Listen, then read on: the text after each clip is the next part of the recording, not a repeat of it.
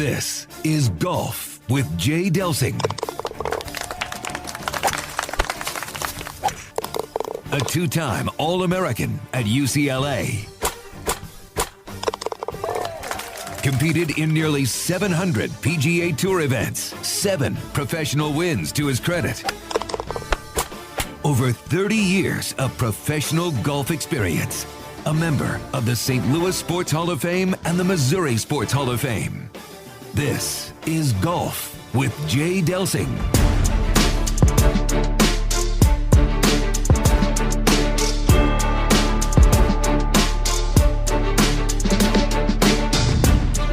Away we go on one of the best times and best days of the year. It's Sunday at the Masters, and this is Golf with Jay Delsing. We're presented by Daugherty Business Solutions, coming to you from the CarShield Studios. Our guests will include Don Rea, the Vice President of the PGA of America, and Jim McLaughlin, no relation, by the way, the UHY Prep Series. We'll have that as well. We're going to talk about the top Masters moments, get into some of the news of the week. But before we get to that, Jay, great to see you. It is Masters Sunday.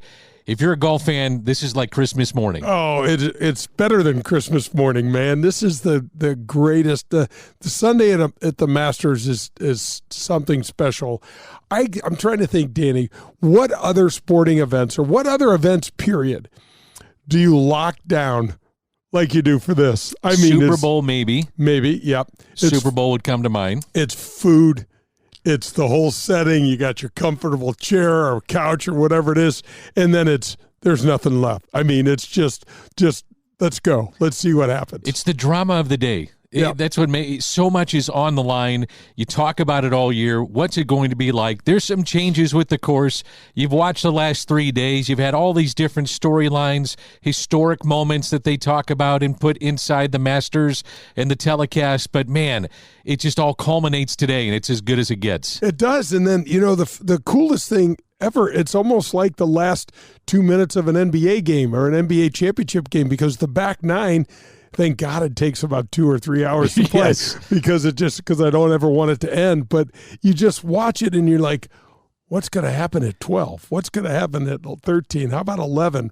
Or where?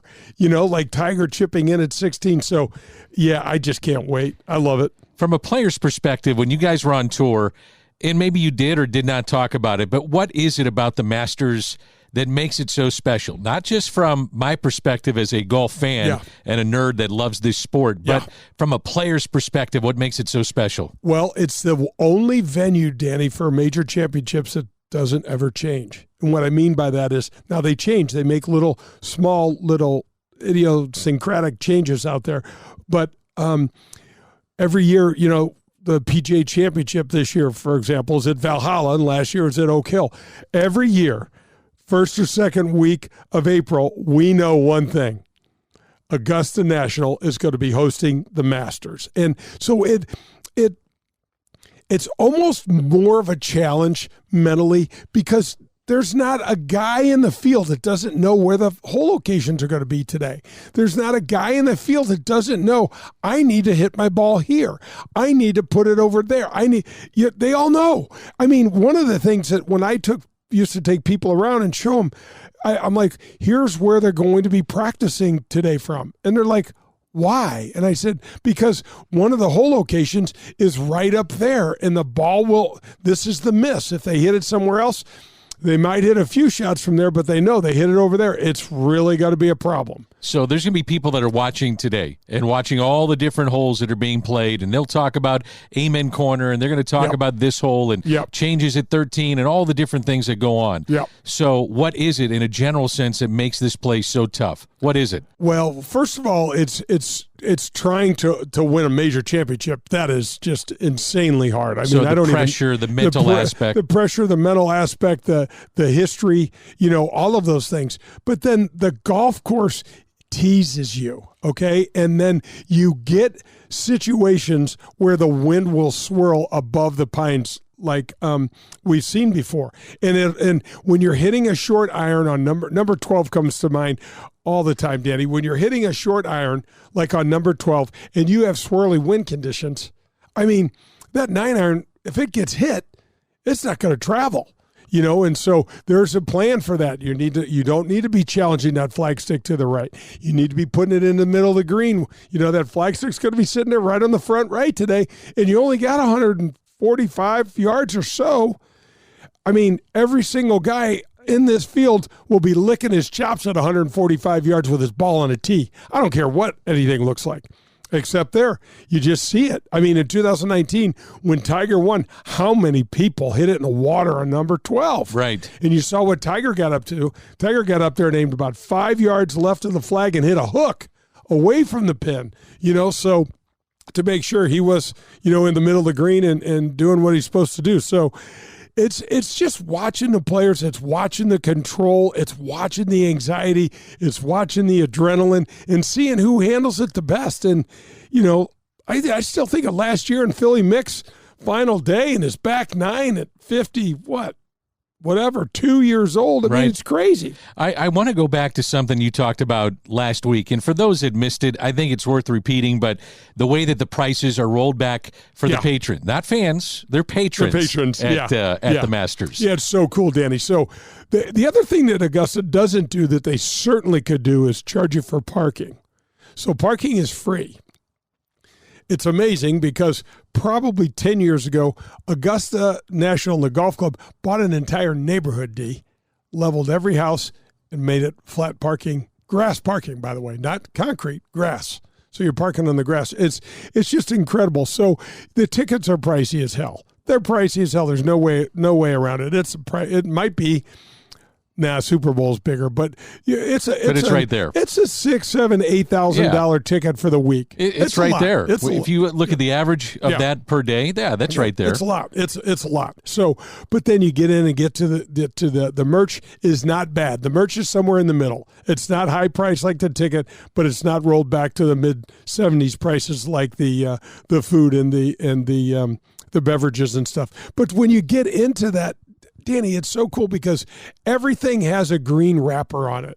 Everything is private labeled the Masters. So you're looking at Masters logos everywhere on the gear you buy, I still have, you've seen them at my house. I still have probably 20 either clear plastic or green plastic cups with the clear ones have the green logo on it that says the Masters in the year on it. So I've got stuff back from, I think, 2018, I believe, and everything. So you go in and get a beer and it's $1, and you go in and get a pulled pork sandwich and it's $1.20 or so. And I love that. A palmetto cheese sandwich is, $1.20. And they've got these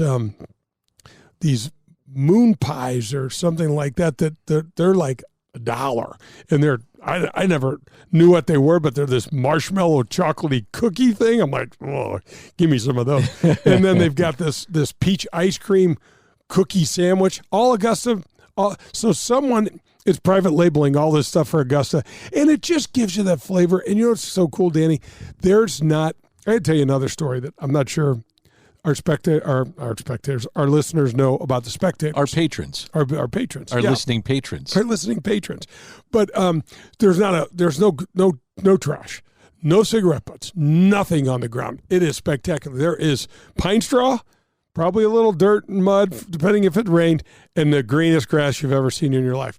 And here's another thing that happens. I believe the gates open at 6 a.m. I believe they open at 6 a.m.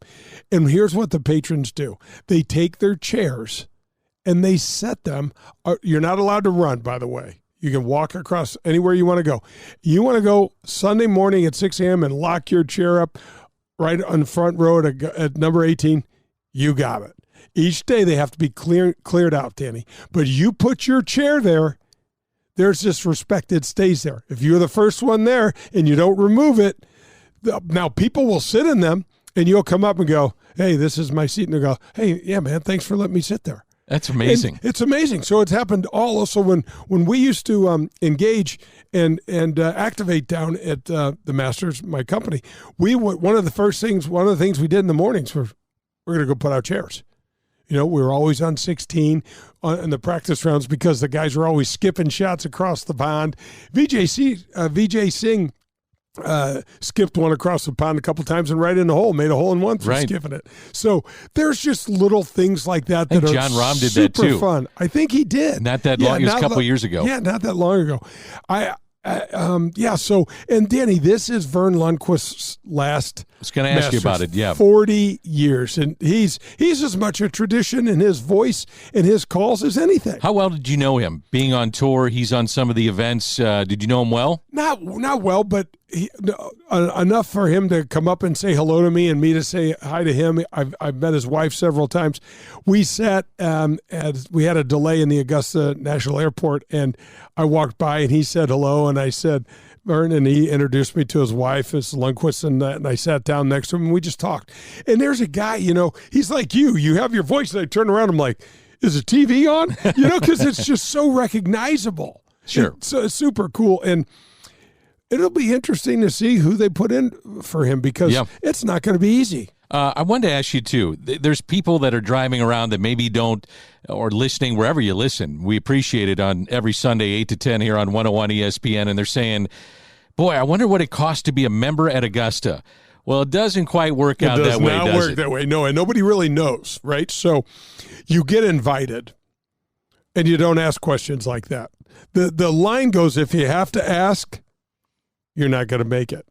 It's one of those things. I love that. And so I do too. And what I understand, Danny, I don't think it's crazy. I mean, I was just at Apogee down in it's at Hope Sound actually, but it's right on the outskirts of Jupiter, where our buddy Jim Sowers with Marcone is a member, and it's $1 million to get in. It's $1 million to get in, and it's so. But I don't think Augusta is anything like that. I think it's one of those things where... Oh, I think it's rolled back just like the hot dogs and the sodas and things like that. It wouldn't shock me if it was 40 or 50 grand to get in. Oh, I think that's even too high. Yeah, we wouldn't know, though, and we're not going to get invited. But it wouldn't shock me at all. And then what I'm told they do, Danny, is whatever the bills are at the end of each month, they just split them up according to, if it's $100,000 and they got 100 members, which they obviously have more than that, then it'd be 10 grand a piece. They just have...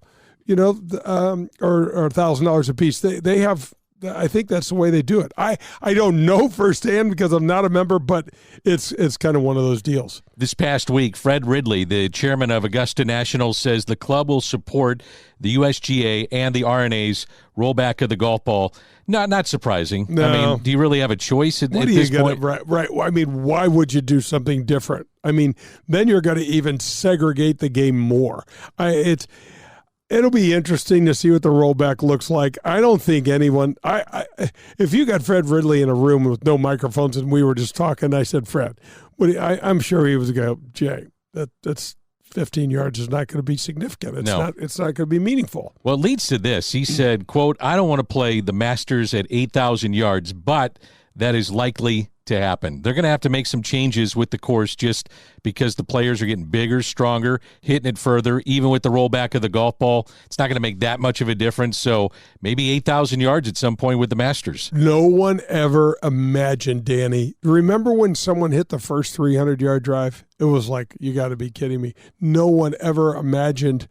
And it was really because Tiger really hadn't come out yet. No one really imagined that, that this game would go in this direction, become so popular. Now the money has allowed golf to grab some of the better athletes around, so instead of, you look at a guy like Dustin Johnson, could he have played in the NBA? I mean, quite possibly, but there's other kids like someone like DJ that are thinking, well, man, I mean. Well, it's starting to become popular as a kid. Tiger made this cool. He did. To play this sport, and it exploded, and I think that's where you're going with this. Yeah, no, absolutely right. And now that the purses, Danny, I mean, before Tiger was not influenced by money. Tiger was influenced by wanting to change everything. He wanted to own all the records and just rewrite everything. And then the money followed. But now, I mean, if you're going to go play in the NFL or you have an opportunity to play professional golf, I mean, you got a hell of a lot longer career in golf, and our money is catching up fast. It was interesting. They've begun a phase 2 project at the Masters. Underground parking for the participants in 2025. And I see your face kind of smiling right now. And the state-of-the-art 3-level facility for the players, families, and their support staff. There is no stone that goes unturned at the Masters, huh? When you have this much access to whatever it is you want, because you have all the money, you're going to go and try to make this the golf event on steroids where to your point, no stone goes unturned. This is what we're going to do. No one else does it, and we're going to do it at the top level that can possibly be done. So, I mean, think about that. So they're going to build tunnels. Underground parking, which means ton of money. Oh, my gosh. But as you've talked about, though, they're not landlocked, so to speak, because of the course that's next to them. And if they really want to, they'll just go buy some of that land and do what they want with that land, whether it be with the course or a project like this. Yeah, it's so true, Danny. Here's a perfect example, just from golf terms, of how the Masters has grown. When I was a kid, the 7th hole at Augusta was 340-something yards long.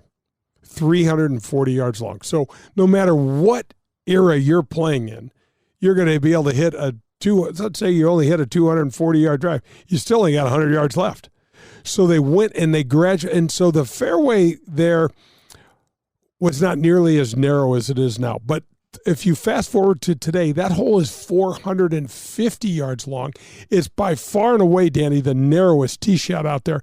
And the green is insane.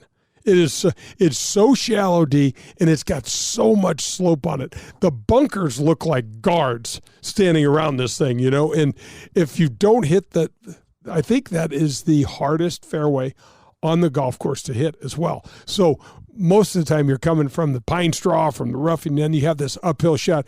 The 7th hole has morphed into a beast.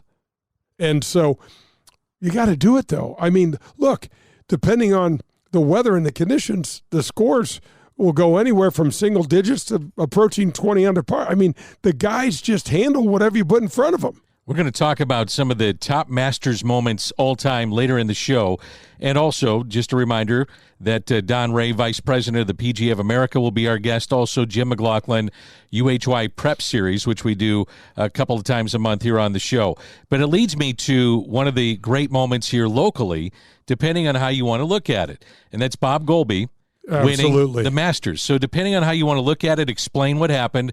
I obviously know, but maybe some of our listeners don't fully understand what happened, the technicality with the scorecard and what happens in golf. But as a local story as it pertains to the Masters, it's Bob Golby. Absolutely. Bob Golby shoots a final round 66, and according to what everybody knew at the time, I think it was 1968, Danny. I think it was right in that time frame. Anyway, Roberto DiVincenzo and Bob are going at it now, right? Final round, and it's anybody's ball game. But Bob finishes quite a bit earlier and posts a 6 under par 66. And Roberto DiVincenzo has birdied the 17th hole to get into a tie with Bob Golby and comes up and pars 18. So for all intents and purposes, we've got a tie. We're going to a playoff.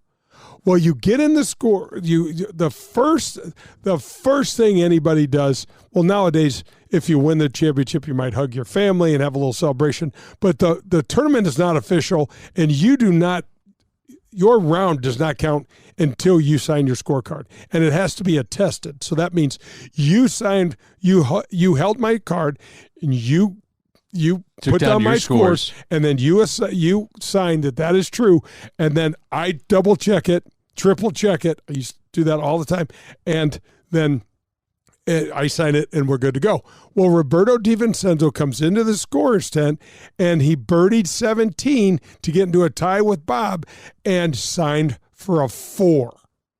And so now all of a sudden, this tie that we had is no longer a tie, and Bob Goalby is declared the winner. Now, if Roberto DiVincenzo was not disqualified, Danny, because he didn't sign for a lower score, which would have been a breach of the rules. He signed for an incorrect score, but if you screw your score up and put a higher score in than you make, that's on you. Yeah. Right? So what happens is everybody's going, what's going on? What happened? And they look at the score and they said, Roberto, didn't you make a 3 at 17? And he said, yes, of course. I birdied 17. He goes, they bring him his scorecard. It's got 2 signatures. I think Tommy Aaron was the gentleman that was keeping score for Roberto, and both signatures, and there's a 4. And it's done. So at that point, Danny, he's walked out of this. Now, if he hadn't left the scores area and said, guys, let me check that one more time. And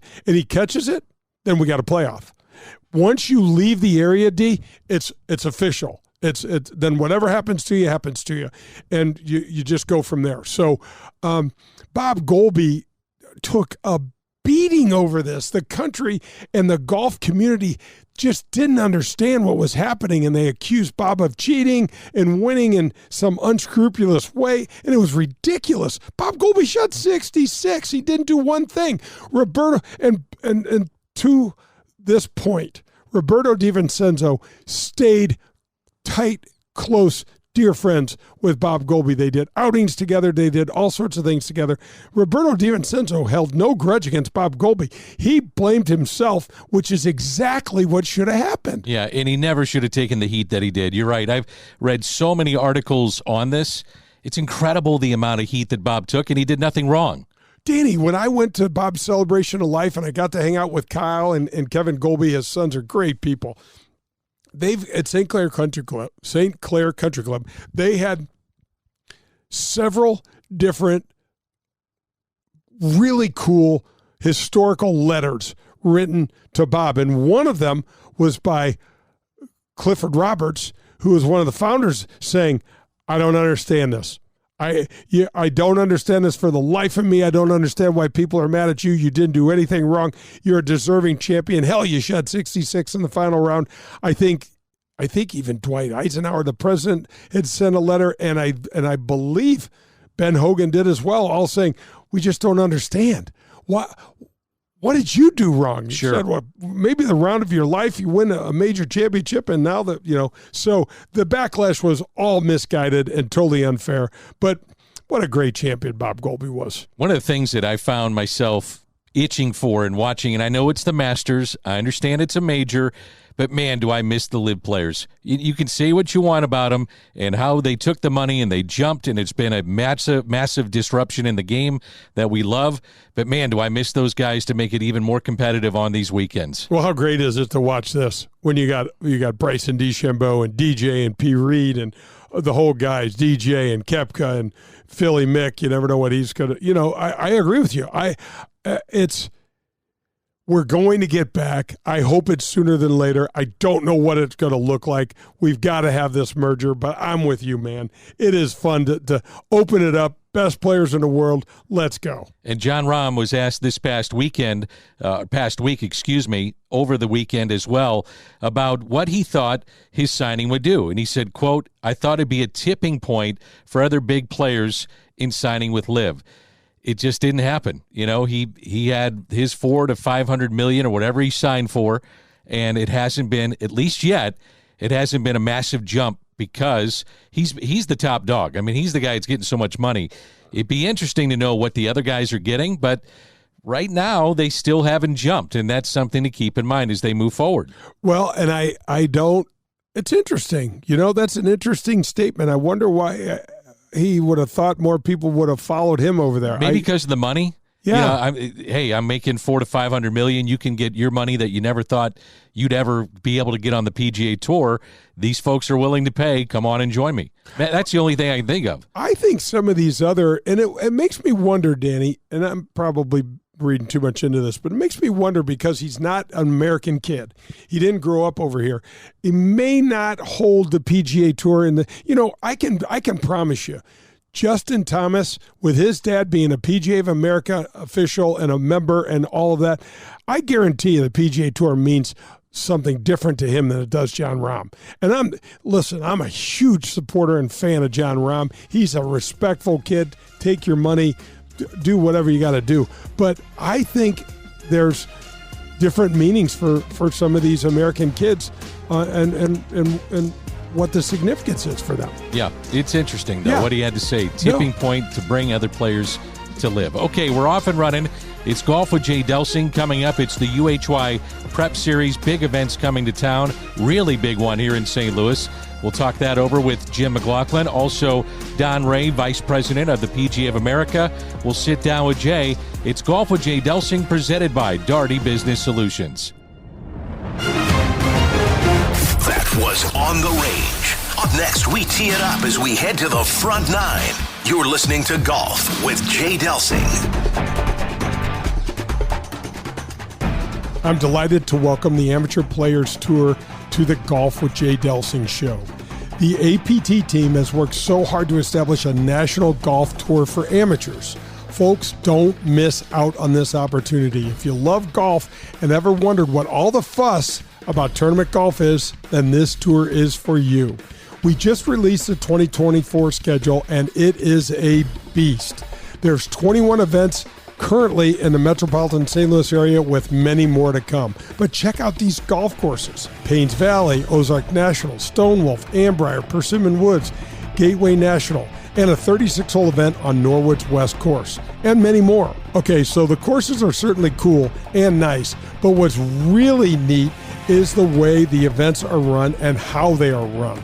The APT team does a fantastic job of closely monitoring handicaps and ensuring a good and fair competition. There are 5 divisions, a year-long points competition, major championships, elevated events, and much, much more. Right now, there are over 6,000 members in 41 different local chapters across the country, and all that's happened in just over 5 years. Join now and don't miss out on the best tournament golf in the country, run for amateurs by amateurs themselves. Go to amateurplayerstour.com. That's amateurplayerstour.com. Get ready to watch the legends of golf up close when they compete at historic Norwood Hills Country Club right here in St. Louis. The Ascension Charity Classic will be back again with some of golf's greatest names: Steve Stricker, Padraig Harrington, John Daly, David Duval, Bernard Longer, Justin Leonard, David Toms, and more will compete, returning September 3rd through the 8th. Visit AscensionCharityClassic.com for information. Are you driving an out-of-warranty car? It's only a matter of time before your out-of-warranty vehicle is in the shop costing you thousands of dollars. Auto repair costs are up nearly 20% from last year, which is 4 times the rate of inflation. If an unexpected breakdown happened today, would you be ready for that? Well, now you can be with a plan through CarShield. Even if your car is just over 3 years old, it's still prone to expensive costs. Your car is more than just getting you from point A to point B. Traveling by car is a way of life. From picking up your kids to going to a new restaurant, cars are a daily essential. When you enroll in a car protection plan through CarShield, you can look forward to the following: the price will never go up no matter how many claims you file, or no matter how high the mileage on your car increases. CarShield offers protection plans that start as low as $100 per month. That's $100 per month. They have repair coverage for up to 5,000 different parts of your vehicle. Plus, when your car breaks down and you're stuck on the side of the road, you get 24/7 coast-to-coast roadside assistance. You also get complimentary towing and rental car options. CarShield has my back when my car breaks down, and they can have yours too. Call CarShield today at 800-465-6550 or visit carshield.com. It's CarShield, proud sponsor of the Golf with Jay Delsing show. Hi, this is Peter Jacobson, and you're listening to Golf with Jay Delsing.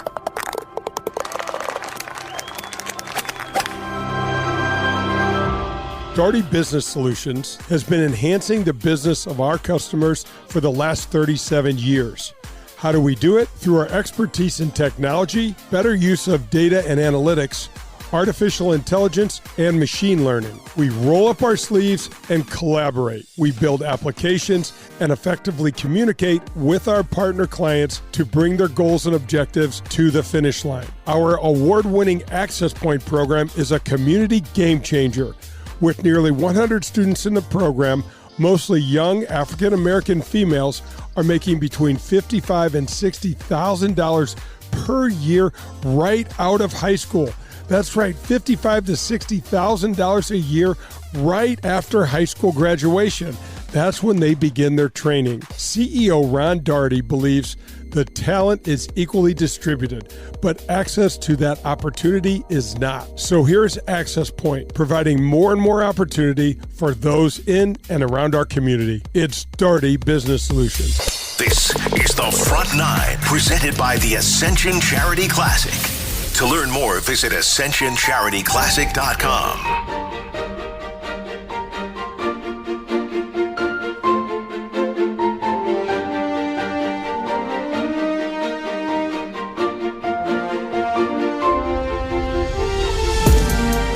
I am sitting down this morning with Jim McLaughlin. He is the founder of the St. Louis Junior Invitational, and this is the UHY Prep Series. Hey, Jim, thanks for joining me this morning. Thank you, Jay. Thanks for having me. Oh, my gosh, for sure. Well, first of all, congratulations.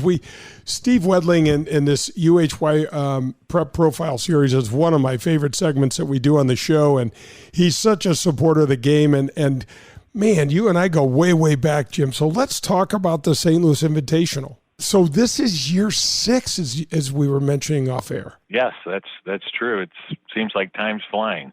Oh, well, maybe in no time it'll be year 20. I know. Won't that be fun? So let's talk about the hows and the whys. Tell the folks why you did this and what it was like trying to get this all together. Well, as you know, I was approached by Bob Phillips, who is no longer with us. He was a former MGA rules official and strong amateur advocate in the, Gateway area.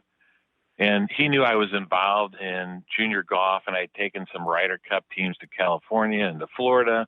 And he pitched this idea that he wanted to create what he thought would be the number one junior in the Midwest, and with goals of being recognized as one of the best in the country. And one of his criteria was he wanted to make sure that it was always affordable for public golf course players also, because as you know, these events can get quite expensive. And Bob grew up in Quincy, Illinois, playing up there as an amateur and was an advocate of public course players.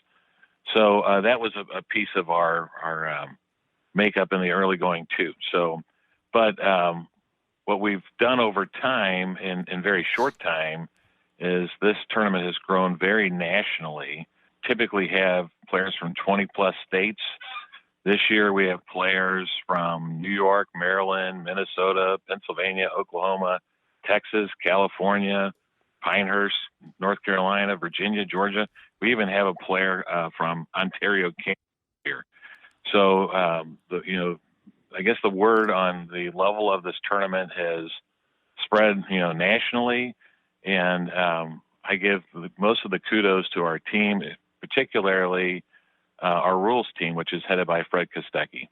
Yeah, it's interesting how this works, isn't it? Because I've known Bob, and we dearly miss Bob. He was such a part of the St. Louis golf scene forever, and I grew up on that side of the municipal player, the public golf course player, the caddy, that sort of thing, and so Bob and I always had a lot of fun things to talk about, but you guys also have some scholarship money available for families that may not be able to afford the travel or various expenses that can come up, right? We do for sure, and we encourage any player you need to be a public course player to shoot an email to us. There's information on the website. Our website is stlgolfjr.com. And the scholarship was named after Bob. It's the Bob Phillips Shining Light Player Scholarship. And it's designated to assist public course players in playing in events like this. And it might subsidize some of their travel expenses, but also gives them free entry into the into the championship. But we've had players that have been recipients from Atlanta to Illinois to even locally. So if you may or may not be sure if you qualify, but if you feel like, playing in these tournaments is a financial strain, we ask you to definitely shoot us an email, kind of outline your bio and why you think you might qualify. And we'd love to consider you for a scholarship. And there isn't a designated number that we give annually, but, it's well funded. So if we get a lot of candidates that are deserving, we might give it out to, quite a large number of candidates too. So I think the fact that you're making that available, and some of these AJGA events the travel can just get so expensive. And, when you're a kid and you have multiple children in your family, I mean, it's a big burden on the parents these days. My son, I remember he went to Augusta to play in an AJGA, and I want to say the entry fee back then was like $400+, and it probably is more now. And he had to play in, so we had to get plane tickets there. We had to get a second set of plane tickets in case he didn't qualify.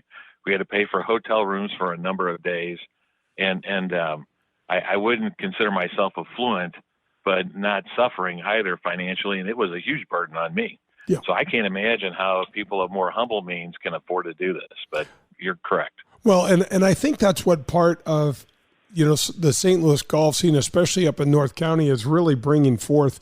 The Ascension Charity Classic is held at Norwood. The boys and girls are going to be playing at Norwood, Jim, and it's really a great challenging course. The pros find it challenging, but the juniors especially will find it more than enough. Definitely, and as you would definitely know, at Norwood we've had a number of amateurs, not just senior events or the St. Louis Open, and I've yet to hear anyone say that it isn't very challenging, both courses, and that the one thing that we always seem to hear ring true are how fabulous the greens are. They typically are fast, but if you're a good player and they're consistent, you can trust them. Fast is a good thing. So. Oh, absolutely. So this event's going to happen June 18th, 19th, and 20th, with the practice round being on the 18th, right, Jim? Correct. And the boys are going to play the West Golf Course, and there's some requirements distance-wise for the tournaments to meet certain regulations, and the girls will have the the opportunity to play both the East and the West, which I think is really special when you can play both golf courses. For sure. The boys will play over 6,700, and the girls play right around, I think it's over 6,000 on the West and a little less on the East. So it's a challenging distance for boys and girls. Well, they're going to find our greens superintendent, Mike Knoll, is a golf lover and will have that golf course in impeccable shape. I still marvel at the job that he does, Jim, with just, for example, you don't think about this too often, but leaves. When my dad was around, he used to love the leaf rule. When he would try to enact the leaf rule in June. I'm like, Dad, the leaves have to be on the ground, not on the tree, but Mike does such a great job just with stuff like that, where even in the wintertime and even in the springtime, you can get quite a bit of debris and things like that. And his team does just a magnificent job. They do. The course is definitely kept at a very high level, and people locally know, the great job that Mike does for sure. Hey, and I wanted to mention, you brought up the Ascension Charity Classic. They've been a great partner of ours also, and they provide annually, every year, an inside the ropes credential to both our boy and ladies winner. And basically, they get to be inside the ropes with a group, and this year it'll be on a Saturday. They get pictures on the first tee with the players playing in the actual senior championship, and they get to follow them and be up close and personal and see how the pros do it. So it's a special experience that Ascension provides us, and we really appreciate it. Yeah, that's really a neat perk for the kids. So, Jim, how many players are we looking at here? So we have 48 male players and 27 female players designated for the championship. We have already sent out the first round invitations and have started the second round of invitations. And it's possible we might expand the boys field by 3, but right now there are 11 spots available in the boys division and only 5 left in the girls division. So this tournament is an invitational. Any player can sign up to be considered of any level. You know, they don't need to be concerned, are they good enough, are they not? There's a player pool registration tab on our site. They fill out their complete bio, tournaments they're playing in, and then our selection committee goes back and verifies all this information and sorts out players by ability level, and then they extend invites. So that is not going to be closed. The player pool won't be closed, you know, for another month or so, but we may close out the players into the tournament, you know, somewhat soon. So if there's any players out there that are interested, they need to get on the player pool registration right away. Absolutely. And, even if they think they're not going to play this year, they should do it because they'll be in that pool registration and get emails for next year too. It's always great to be on that email list. So we are talking Norwood Hills Country Club, June 19th and 20th, the St. Louis Junior Invitational. And this has been Jim McLaughlin. And Jim, it's STLGolfJR.com. That's how folks get in touch with you? Yes, sir. That's the way that you would find the website. We really appreciate you supporting golf. We appreciate all you do for the juniors, and we appreciate you being on the UHY Prep Profile Series, although it's been a while since you've been a prep, I think, hasn't it? And you and I both. Yeah, I won't say how many years, but it's been many decades. Too many to count, Jim. Thanks for joining me this morning. Hey, Jay, thank you so much, and thanks to Steve Wendling, too.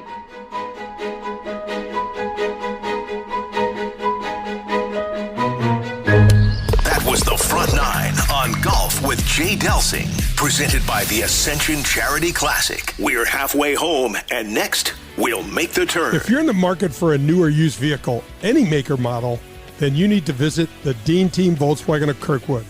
They are the official vehicle provider of the Golf with Jay Delsing show. My daughter and I both drive vehicles supplied by Colin and the Dean Team Volkswagen of Kirkwood, and it's because we know we can trust them. They made the car buying experience painless and easy, and their customer service is second to none. Every single step of the car buying experience was taken care of for us. You can reach Colin at 314-966-0303, and he will answer all of your questions and put your mind at ease. The Dean Team Volkswagen of Kirkwood has new or pre-owned vehicles to be purchased or leased, whichever you prefer. Once you visit the Dean Team Volkswagen on Manchester in Kirkwood, you'll be a customer for life because they will treat you like family. The Dean Team Volkswagen of Kirkwood, the official vehicle provider of the Golf with Jay Delsing show. Hi, this is Adam Betts from Family Golf and Learning Center. At FGLC here in Kirkwood, we feature a double-decker driving range, 2 large grass tees with Tahoma Bermuda grass. You want to work on your short game? We have a short game area too, which features a 20,000 square foot green, 3 bunkers, and Zoysia surrounds. Also at Family Golf and Learning Center, don't forget about our 9-hole par 3 course, the indoor TrackMan simulators, and our performance center. If you're looking for the best golf instruction, regardless of skill, we can help. Find out more at FamilyGolfOnline.com. That's FamilyGolfOnline.com. Family Golf and Learning Center. We make St. Louis better at golf. Are you tired of watching your golf scores go up every year? Despite new equipment and even a couple lessons, you still fight that slice or your inability to get that ball up and down out of the bunker? Well, get ready to experience better golf with Elevate Golf.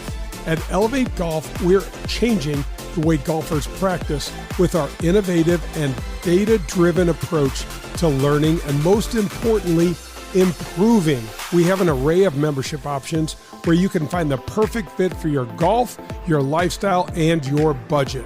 Whether you start in our full-service gym, the short game area that has real sand bunker, or one of our 7 TrackMan simulator bays, the team at Elevate Golf will do a complete assessment of you and your game, which is crucial because if you don't know where you're starting from, it's nearly impossible to attain a goal or a new level.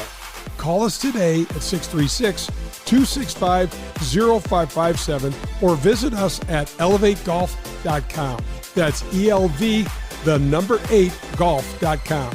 Contact us today and get ready to play better golf. This is Chris Nagel.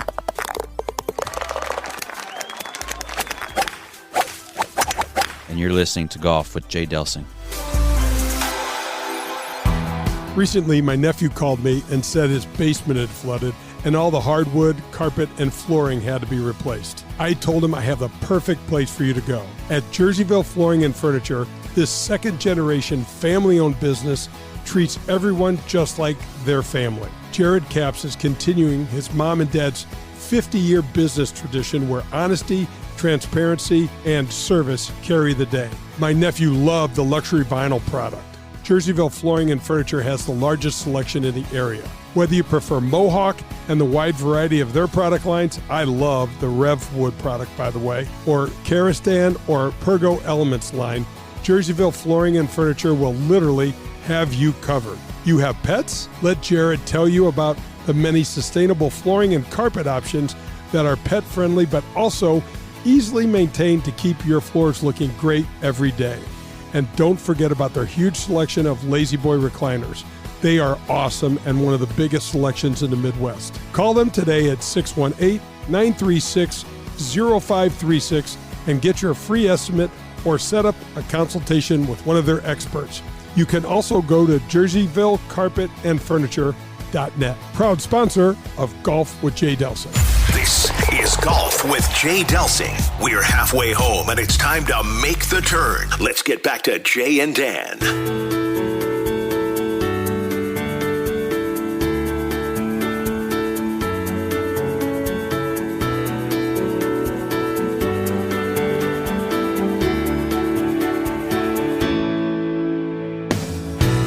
Golf with Jay Delsing, Masters Sunday continues. We're on 101 ESPN. We do this every Sunday, 8 to 10. Coming to you from the CarShield Studios, presented by Darty Business Solutions. With Jay Delsing, I'm Dan McLaughlin. Before we jump into our top Masters moments, we'll give you a top 5 coming up. Well done there with Jim McLaughlin and the UHY Prep Series. It's off and running as summer's almost here. Oh, my gosh. I first of all, when you're saying a Masters Sunday in Golf with Jay Delsing, I'm like, how great is that? It just sounds so fun. And Jim McLaughlin, and you know what?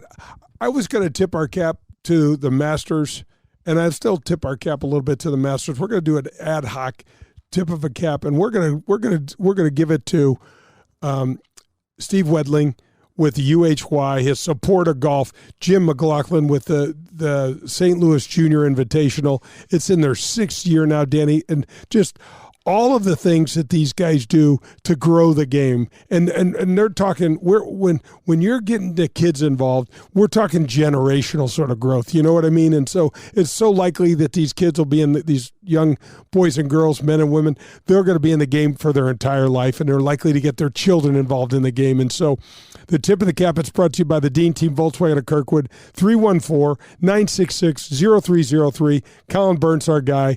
But that's we're tipping it to Jim. We're tipping it to Steve and all the kids and all the things they're doing for the game. I just love that prep profile series. It's wonderful. So let's go with our Masters moments, if you will.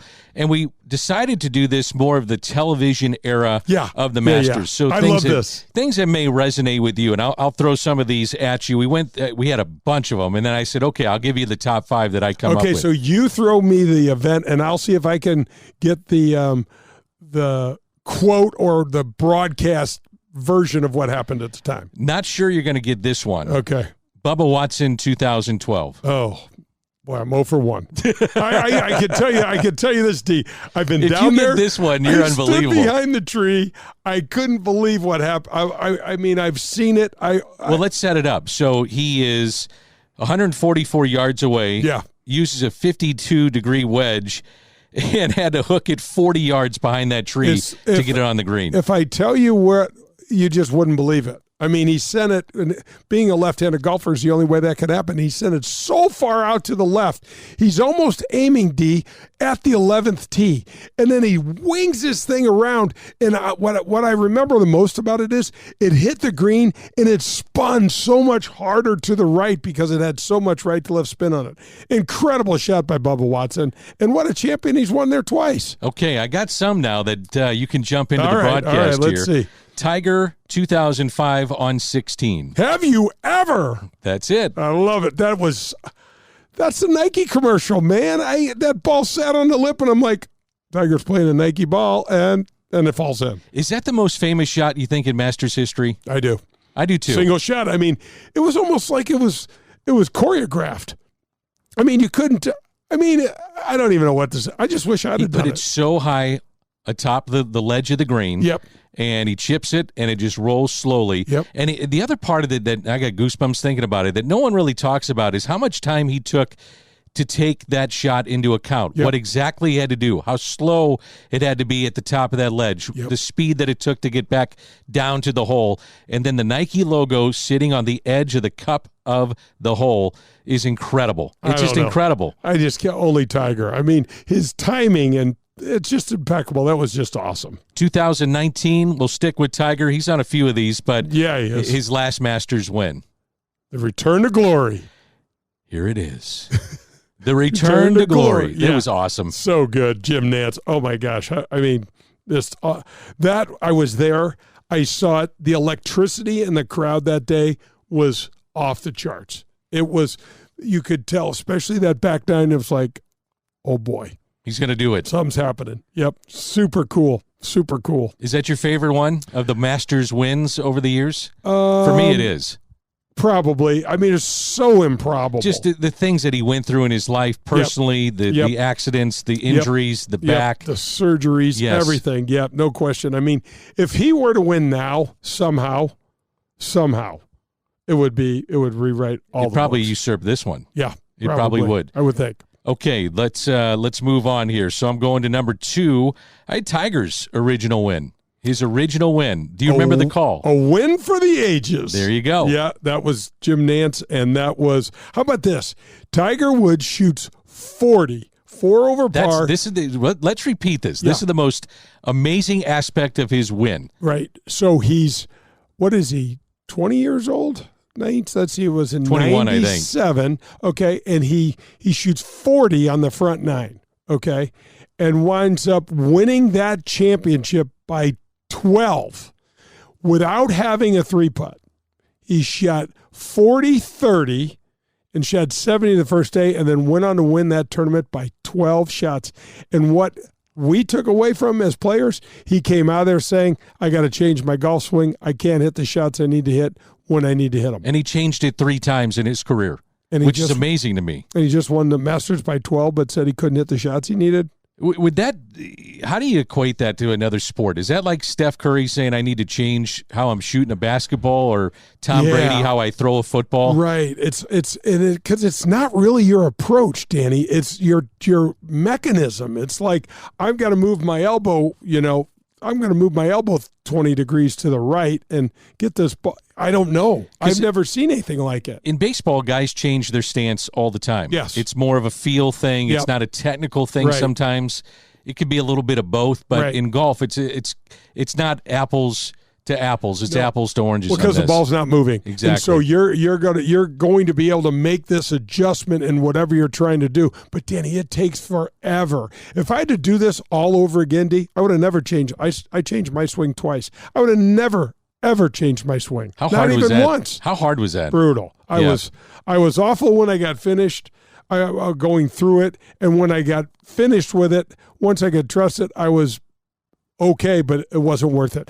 Just go figure out how to chip and putt a little better, because I hit it just fine. I still hit it that good.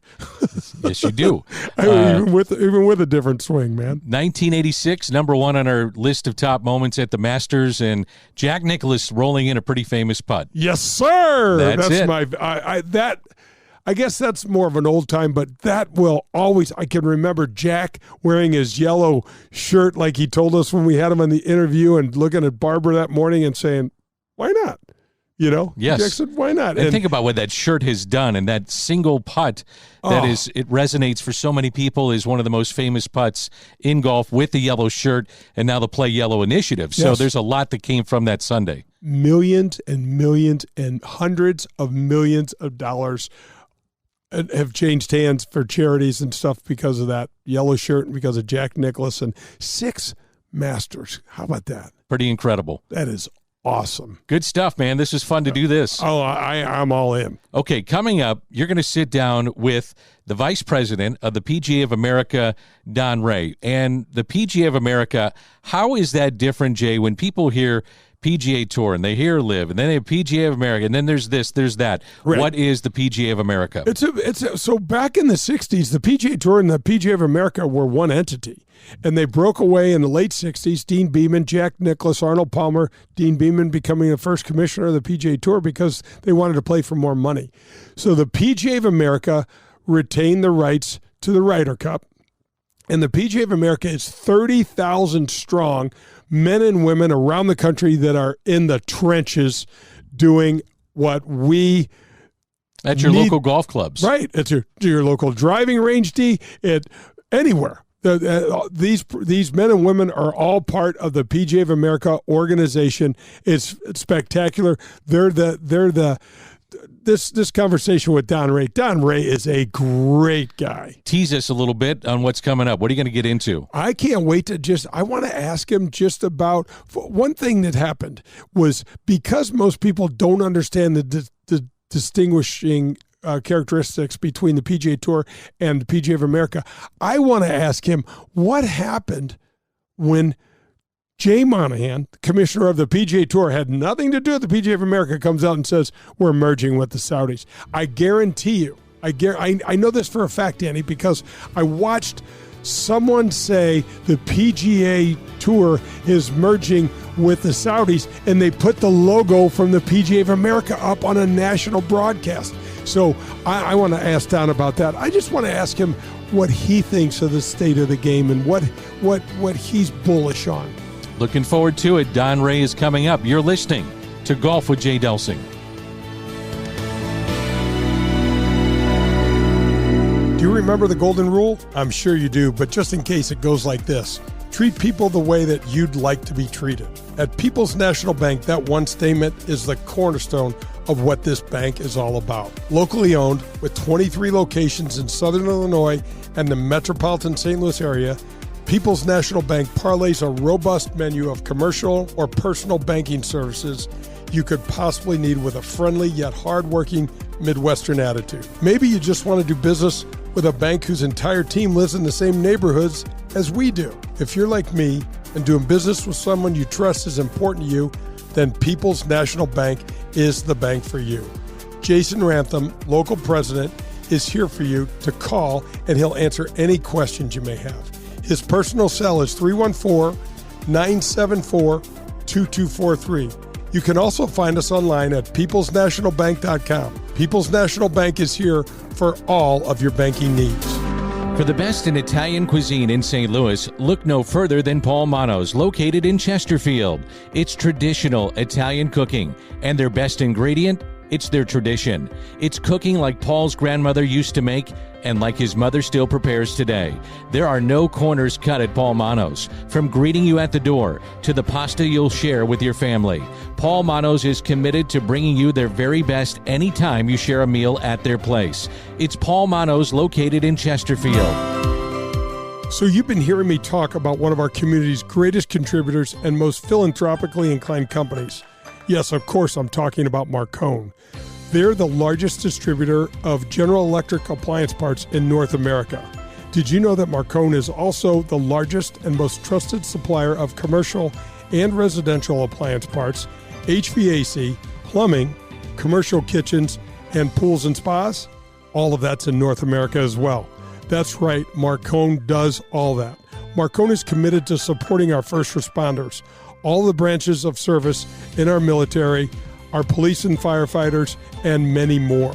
From the viewing deck at the Ascension Charity Classic, founded in honor of our military heroes, to their commitment to Reese Across America program, Marcone is here for you and your family as well as your community. That's Marcone, the official sponsor of the Golf with Jay Delsing show. Hey, St. Louis, Eddie McVeigh here from Maggie O'Brien's. When you head downtown for a concert or cards or blues game, and now for the St. Louis City soccer game, please come see us at Maggie O'Brien's before and after your event. Take our shuttle to and from, or stay in-house and watch your favorite team on our multiple high-def TVs. We look forward to seeing you soon at one of our 2 locations in Sunset Hills on South Lindbergh or downtown at the corner of Market and 20th Street. Union Station is next to us. professional golfer, as you watch on TV every Sunday afternoon, never ventures onto the course without his trusted caddy. This was true for me for my entire career. I want you to think of Powers Insurance as your insurance caddy that you never had. Just as my golf caddy helped me to assess risk on the golf course, Powers Insurance can do the same for you in your busy and complicated life. Tim Davis, COO at Powers Insurance, did exactly that for me and saved me over 50% on one of my coverages. A good insurance risk advisor can help you know when to take a chance or when it may be smarter to take a little more club. Give the folks at Powers Insurance a call and get a caddy for all of your insurance needs. Call them at 314-725-1414. That's 314-725-1414. That's Powers Insurance. This is Golf with Jay Delsing. The Back Nine is presented by Pro-Am Golf, located in Brentwood. See what Pro-Am Golf can do for you.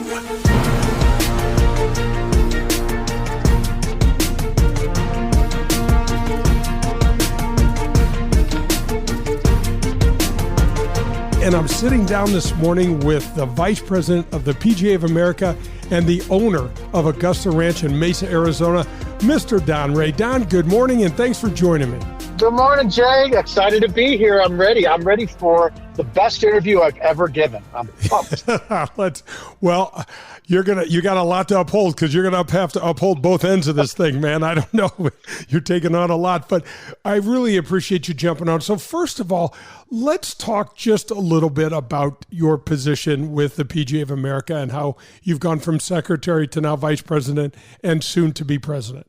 Yeah, that's the way the PGA works. You get on the national board, and then after that, you can run for secretary.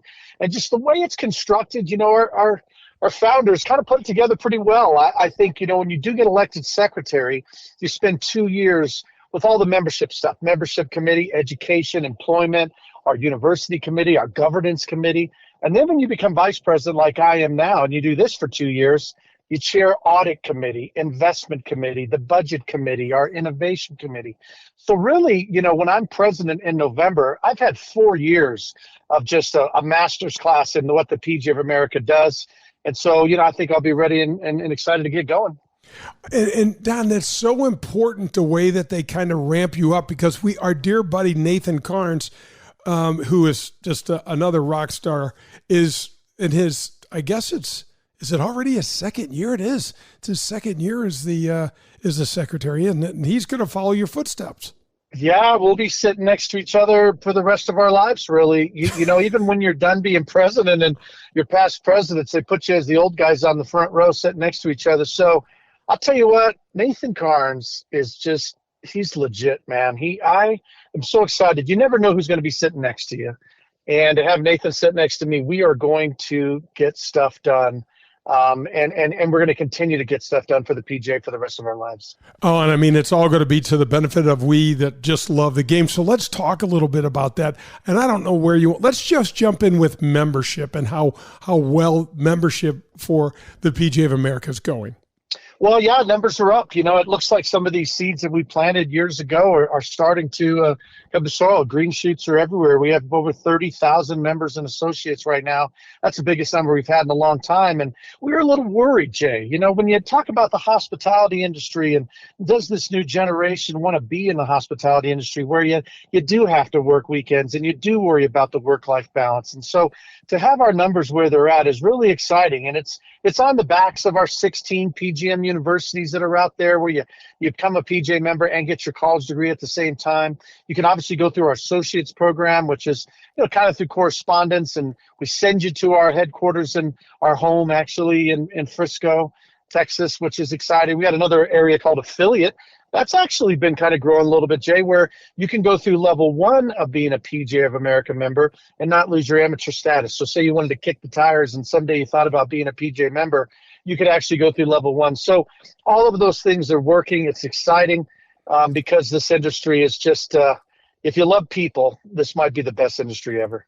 Oh, man, people in the game and continuing. Both you just mentioned Frisco, and I've got to give a shout out to our buddy Seth Waugh and please give us an update on the new campus, I don't even know, that's not even doing it justice, but the Frisco property, having Seth Waugh at the helm, it's just really, man, I just can't wait for what's next. Yeah, Seth and the entire staff did a good job of getting that place open. It was about a year and a half ago in August when we opened up the building. Obviously, about a year ago, we had the KitchenAid Senior PGA Championship there, where 2 Ryder Cup captains battled it out in a playoff.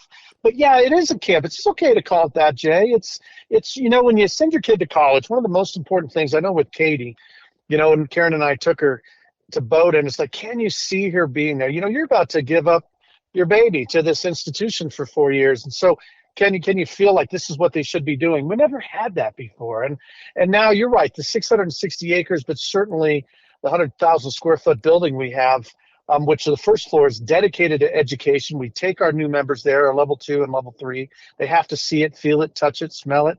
And, it's amazing to get on that 4th floor, which is where our boardroom is, where we do a lot of receptions. You look out over the 660 acres and go, this is what being a PGA of America golf professional is. It's serving people and growing this game, because we know, you and I know, this game's an antidote for a lot of things. If you're sad, go out there and play some golf with some buddies. And so when only 9% of the population plays golf, I know we can do better than that. And that our home in Frisco, Texas, will do that for us.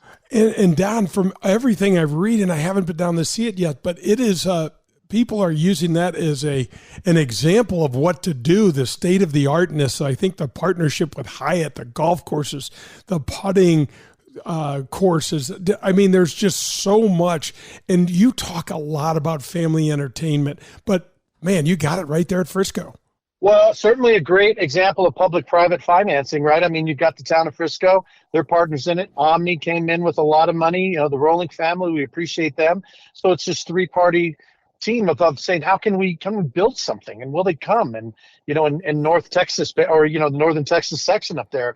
But Omni did a really great job with the hotel and the convention center space. They got a 2-acre putting green there that on a Friday night, Jay, it's amazing. There's a huge big screen that plays movies. Kids are out there putting. And then there's a 10-hole lit golf course, and there's a top tracer driving range. I mean, you're exactly right. If you want to know what town center looks like, this is what town center is. And it's surrounded, and golf is the middle of it, right? And we're surrounding, the surrounding communities, the families that are out there, the high schools, the junior highs, the elementaries, they're all showing up on a Friday, Saturday night and enjoying golf. And that's what golf is. Golf is meant to be shared. And that's certainly what's happening at PGA Frisco. And I apologize. I said Hyatt. I meant Omni, but I have many. I'm many senior moments. On that, Jay. I'm gonna get a phone call. Many senior moments. This show, we try to get close to the facts. We're never right on it. Anyone that's listened knows that. But I'm visiting with Don Rea, and he is the vice president of the PGA of America. Don, when we talk about some of the things that I'm proudest of that you guys do, I'm talking PGA Hope, I'm talking Junior League, some of these things. Tell us a little bit about that, because we golf lovers have made some big strides in those areas in the last several years. Well, the PGA of America, it is us. We believe we're the voice of the recreational golfer and the recreational game. And so, when they confuse us with the PGA Tour, hey, we love the PGA Tour. All those members are members of the PGA of America, but they play for millions, and we get millions to play. And how do we get millions to play? Just like you said, PGA Hope. I mean, this veterans program, helping our patriots everywhere, it's a relationship. It's an agreement with the VA. Literally, a VA doctor can prescribe a PGA Hope lesson, because it's not just recreational; it's rehabilitative. We're here to get them out of the house, because that suicide rate it's over 20 a day, and that just breaks your heart.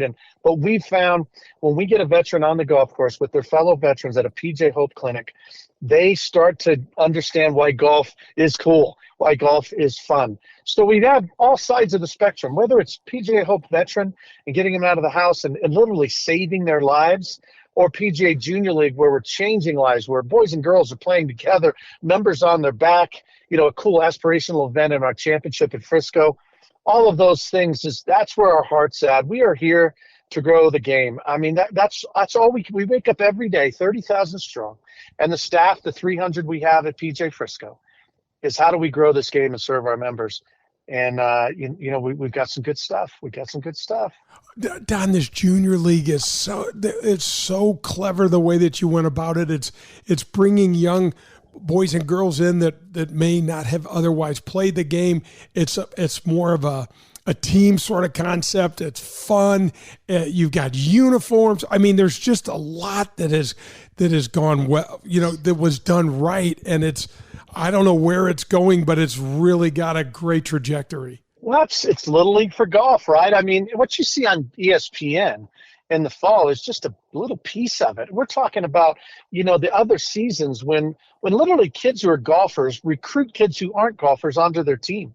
And you know what, Jay? I think there actually should be a rule that the first year that you learn to play golf, you play in a 2-person scramble.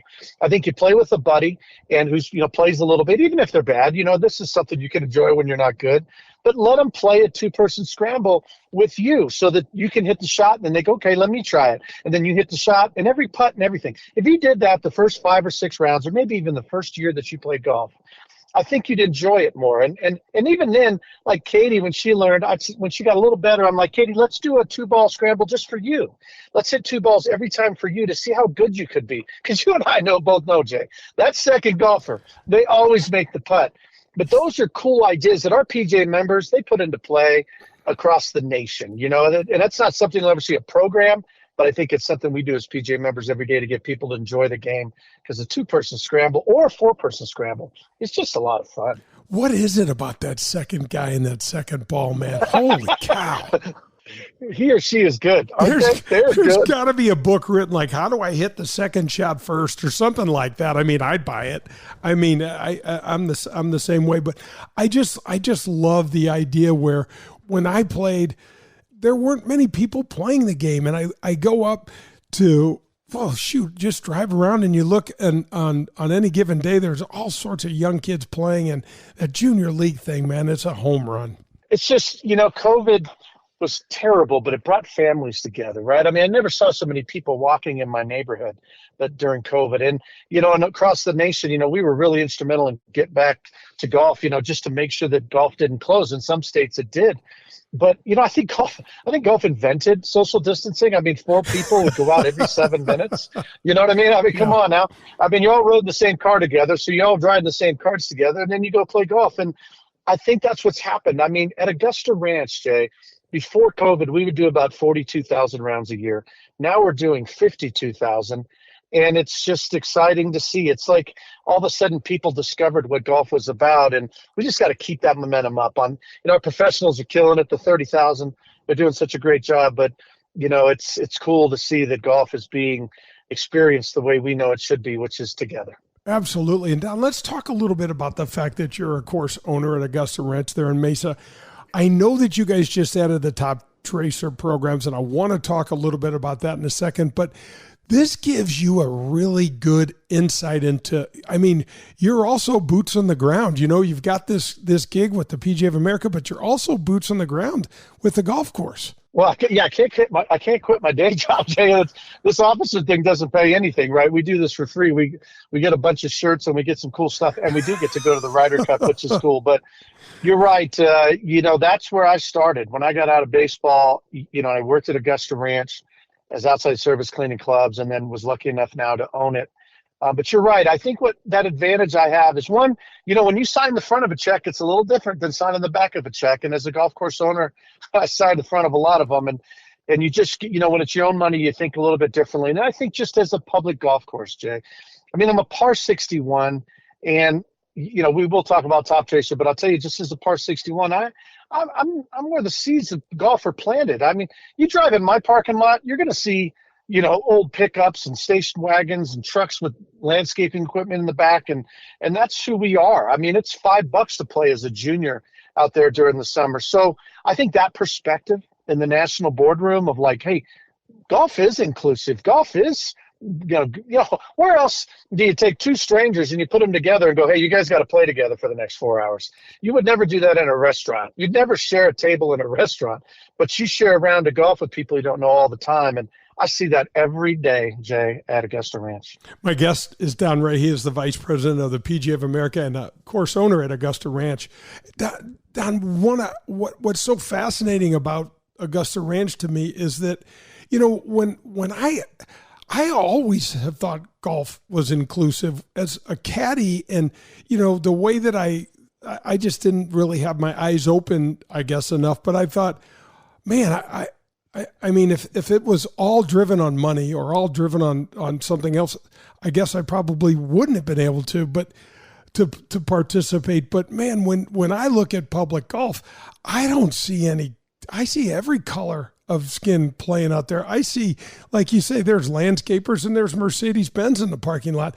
I've just kind of thought it was always like that, and it really isn't. But we are really making tremendous strides at this. Amen. Yeah, I completely agree. It's just, sometimes when you watch the tour events, every weekend they play at these really nice golf courses. Some are public, most are private, and and they start to think that that's what golf is, or you see the stigmas or the articles that come out, that say that it's, not an inclusive sport. And I think it's up to us, Jay. It's up to golfers, all of us, 25 million strong across the United States, of telling everybody, no, you got it wrong. Like, we are good stewards of water. We do give more to charity than all of the other professional sports combined. And that, we do, everybody's playing together and having a good time. I mean, it's, Seth says this a lot. If we could get golf looking more like the world, which I think we do already, maybe the world would act more like golf. And you'd repair your ball mark in another one. You'd count the rules infraction on yourself. You'd be your own umpire or referee. And so, yeah, I know all that's in there, and I'm excited about our new marketing campaign. I just saw the commercial on ESPN this past weekend, and I'm just really excited about what we're doing now, which is talking about the goodness of golf. We are the engine of good, and we're just finally actually getting out there in front of the non-golfers and telling our story. Don, we're going to take a quick break, but if you got time, we got lots more for you. Oh, I'm in. My seatbelt's on, baby. Absolutely. There'll be more with Golf with Jay Delsing and Don Rea in just a moment. Hey, Jay Delsing here, and I know I speak for all of we golfers. We're always looking to try to improve our game. For me, that means I go to one place, and that one place is Pro-Am Golf in Brentwood. Tom DeGrand opened his family business in 1975 with a goal of providing St. Louis with the finest in golf equipment, instruction, and technology. Whether you need a new rangefinder, your first set of clubs, or anything else you can think of, Pro-Am Golf has just what you're looking for. If you're a scratch handicap or you carry a 20 handicap, come visit Pro-Am Golf and inquire about a lesson from Tom DeGrand. He's been fixing golf swings and making St. Louis better at golf for over 40 years. Go get your gear, lessons, or anything golf related where I go, and that's Pro-Am Golf in Brentwood. You can also visit them online at Pro-Am Golf USA. That's ProAmGolfUSA.com. It's Pro-Am Golf, proud sponsor of the Golf with Jay Delsing show. You're listening to Golf with Jay Delsing. To connect with Jay, log on to jdelsinggolf.com. You'll see the latest in equipment, find the latest innovations in golf, and get tips from a PGA professional. That's jdelsinggolf.com. Redbird Heating and Cooling sponsors the Veterans Vocational Apprentice Program. Jed Dickinson, a retired Navy man, will teach, mentor, and sign off on educational and mechanical work hours to help you get fully licensed while you work and get paid by the company. What a great way to launch your career as a fully licensed HVAC specialist. Call Redbird Heating and Cooling today at 314-320-9507. That's Redbird Heating and Cooling. Get ready to watch the legends of golf up close when they compete at historic Norwood Hills Country Club right here in St. Louis. The Ascension Charity Classic will be back again with some of golf's biggest names: Steve Stricker, Padraig Harrington, John Daly, David Duval, Bernard Langer, Ernie Els, and more will return September 3rd through the 8th at Norwood Hills. All tournament proceeds go to area charities serving North St. Louis County youth and families. Sponsorship opportunities, Pro-Am foursomes, and more information available for you at AscensionCharityClassic.com. Hey, this is Jay Delsing for SSM Health Physical Therapy. Our golf program has the same screening techniques and technology as the pros on the PGA Tour use. SSM Health Physical Therapy has the Titleist Performance Institute trained physical therapists that can perform the TPI screening on you, as well as use the K-Vest 3D motion capture system. Proper posture, alignment, etc. can help you keep your game right down the middle. We have 80 locations in the St. Louis area. Call 800-518-1626 or visit them on the web at ssmphysicaltherapy.com. Your therapy, our passion.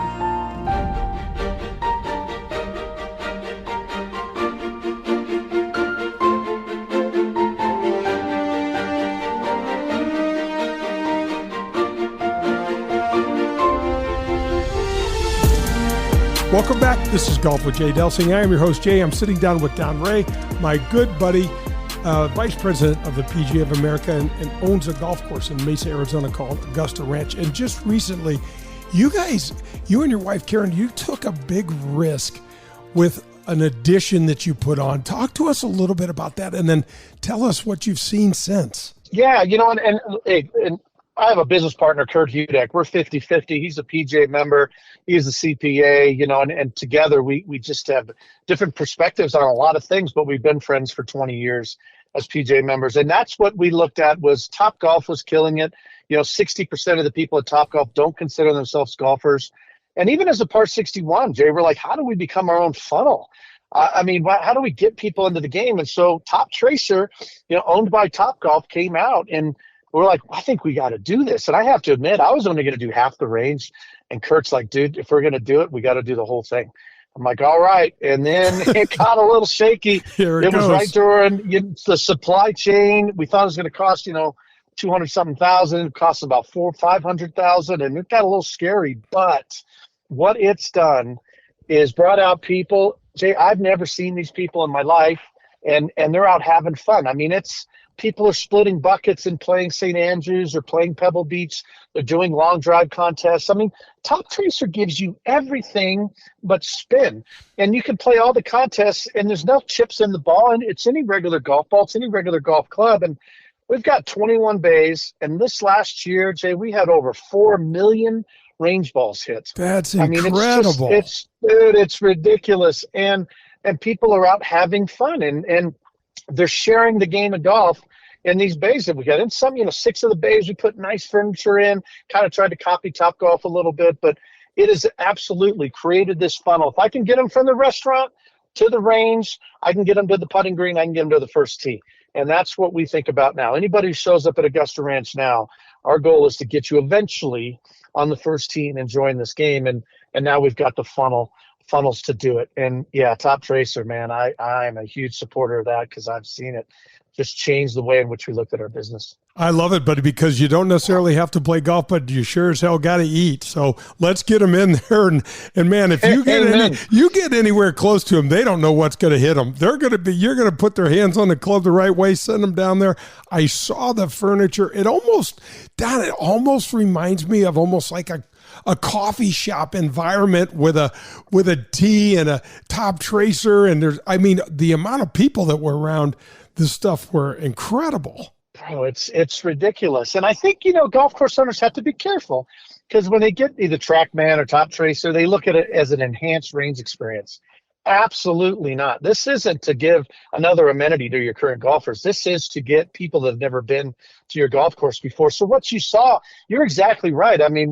We took the advice of a lot of different people, my wife included, even the lighting underneath the base, because obviously we're open at night, super bright. I had been to other places that got kind of dark. And, we need women to feel comfortable coming there. Guys come out there and hit balls, whatever. Women, golfers come out there and hit balls, whatever. But when you're bringing your whole family, grandma and grandpa, they like a lot of lighting. You don't want people tripping on things. It's got to be clean. It's got to look inviting, and all of those things are what we tried to do. I appreciate you noticing that because it was certainly intentional to make it not look like a range, but look like family entertainment. And then we'll just trick them into being golfers someday. Yeah, absolutely. Well, and hopefully they'll stay smarter than I am, because I've been hitting the head with a 5-iron too many times. I can barely remember where I parked my car. But Don, what Top Golf is doing per the National Golf Foundation, it's really working. It is, and not saying they intentionally set out to grow the game or to put more people on the actual green grass golf courses, but it is working. And for years and years, we were so stagnant with our growth. So this is exciting to me. It's crazy exciting. I mean, there's now 45 million people, Jay, 45 million across non-golf or off golf course and on golf course. And so 45 million people playing the game. Now, actually, what those numbers come out to say is there is now, for the first time in the history of golf, more people playing off golf course than on it. What's that mean? That means Top Golf. That means screen golf. Maybe simulator places that are popping up everywhere. So it's people swinging a club, but not necessarily on the green grass. Now, some back in the day might have said, well, hold a second, they're stealing these people. Now they're just going to play in screens and on Top Golf, and that is not what's happening. I mean, we are converting people on the backs of PGA professionals, men and women, at Top Golf locations also. But now we know this, that if they play better, they play more. And that's what a PGA member does. So we are excited to transition these people who are off golf course to get them on golf course, and knowing that there's more of that means we have more of an opportunity. So you're right. I don't know what they set out to do, but it's funny. You know what Top Golf came from? Top stood for Target Oriented Practice. That company was started by true stories, two brothers, and it was Target Oriented Practice. So we're based in golf, but then they found out the food and beverage side invited non-golfers to it. So they pivoted, and now we've got something that's growing the game. Love it. You got a little cocktail, some nice music, a little competition. You have them keeping score for you. There's a little game going on. You have so many different options. I mean, what's not to like? Dude, well, and the game's for the kids too, right? Right now we have a game called Go Fish. You can play Go Fish Bingo. In the fall, they're coming out with Angry Birds, so that very popular mobile device game. You can play Angry Birds at Top Tracer now. So we're excited about these things because that gets kids having fun and associating fun with golf, and that means we planted a seed in them forever. Yeah, that's awesome. Don Rea is my guest. He is the current vice president of the PGA of America, soon to be president. Don, let's talk a little bit. We've talked a little bit about the state of the public game, and our numbers are going up, and things are really looking rosy. On the other hand, we've got the professional game. Can you talk a little bit about how LIV has impacted the PGA of America? Because I don't think many people truly understand how. Well, I certainly, like I said, if some of your viewers or listeners saw the commercial during ESPN, those commercials that you're about to see, which says that we love this game, and it literally shows like a little kid who, what do I want to be when I grow up? And they want to be a golf professional. I can't wait for you to see that. You can Google that on YouTube or on Vimeo, and it's really cool. But that was because of what happened June 6th. I mean, almost a year ago when that announcement came out, that possibly the tour and Yasser, they were going, and the PIF, the Saudi Arabian Public Investment Fund, were going to cut a deal. All of a sudden, the game was about money, and we know that it's fun to have a little bit of money and playing in little games, but it ain't about money. And for the PGA of America, it's always been about love, and that's where we pivoted right there and said, okay, we might have to modify our logo. We want people to know we are of America. We're not the tour. We're the PGA of America. That's it. End of story. That's who the 30,000, that's who we are. We're single business owners. We don't play for a living. We work for a living. And then we talked about, that we love this game. And I think that's what happened. So certainly in our business, it's affected us. I mean, we're an association, but we do have two cool things. I mean, the Ryder Cup and the PGA Championship, and of course the Senior PGA Championship and the Women's. But we've got these two things that some people consider assets. I call them heirlooms because they were given to us by our founders. But all of a sudden, purses are going up. That was the first impact, Jay, is that the PGA Championship purse in the last 5 years has gone up $5 million. So that's $5 million that comes out of our members' pockets and goes to, the tour. And that's a bummer because we use that money for veterans like in PJ Hope and PJ Junior League and PJ Works and diversifying the workforce. I mean, all these things we do, places to play, where we take these urban areas and we build golf courses or golf facilities there. So boom, right away we got affected there. And now all of a sudden, with the new turn of events with SSG, got private capital in the golf business for the first time ever. They've raised $3 billion. And, what are they going to do? I don't know. All I know is we're going to stay to our mission, which is to serve the member and grow the game. And it's a little disappointing, that they play for millions. We get millions to play. But now the story's about playing for millions when the truth is that millions are playing. And so it kind of bums me out a little bit, but it's a huge opportunity for you and I and everybody to share those commercials and share our stories that we're not the tour, we're the PGA of America, and we're all about recreational golf. Well, Don, you guys, I had people saying to me, some of my PGA of America buddies that are, in the trenches here in St. Louis, like, you would not believe how many people came in and were pissed that, the PGA of America would do this. And we're like, whoa. We didn't do anything. This is Jay Monahan. This is the PGA Tour. And now you guys, so you guys kind of got lopped in just because people didn't understand the difference. Yeah, well, he has the same letters, and remember, the PGA Tour was part of us.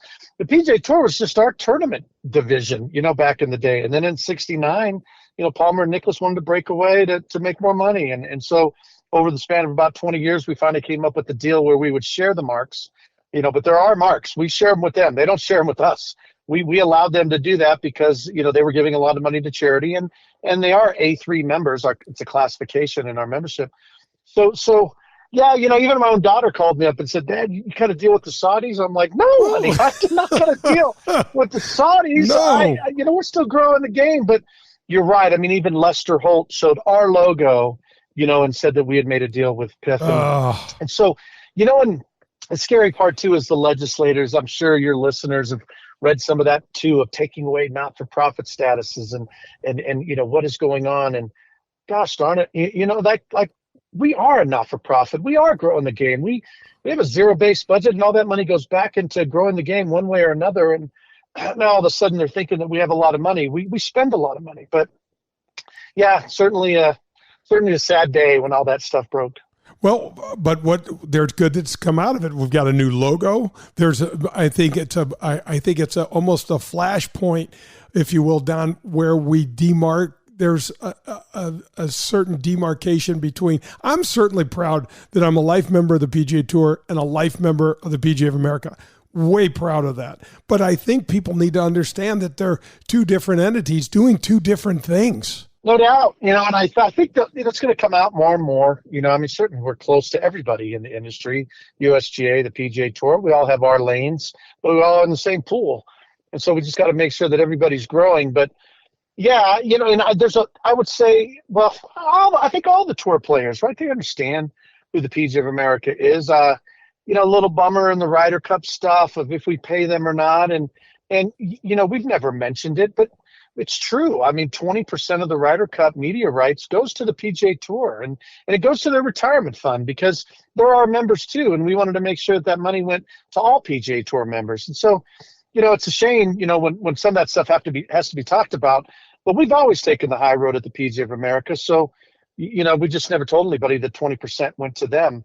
But it has, and it does. And so, yeah, we're all one big family. I know we're better together. I just wish our message got a little bit more out there in front of the other messages. It's just sometimes the media wants to follow what's going on with Rory and Tiger instead of what's going on with the PJ Hope or PJ Junior League or places to play. Well, unfortunately, buddy, we both know that good news doesn't sell. We need if it's not a tragedy, or if it's not, something like that, it's tough to break through. Yeah, and it's too bad because there's so many good stories of, even at Augusta Ranch, when we're raising money for charity because maybe a little girl's dad has cancer and everybody gets together and does a shotgun scramble. Yeah, I said it before, but it's true. Golf raises more money for charity than the PGA, than Major League Baseball, NFL, NHL. It doesn't matter. We raise more money. We are the engine. Golf is the engine for good. And so many great stories that happen locally, but it's just the rank and file people, once again, when 91 out of 100 Americans don't play golf, we've got a long way to go to let them know what the true message is of golf is. Absolutely. This is Don Rea. He is the Vice President of the PGA of America. This is Golf with Jay Delsing. We're going to take a quick break, and we'll be right back with more of Don and Jay.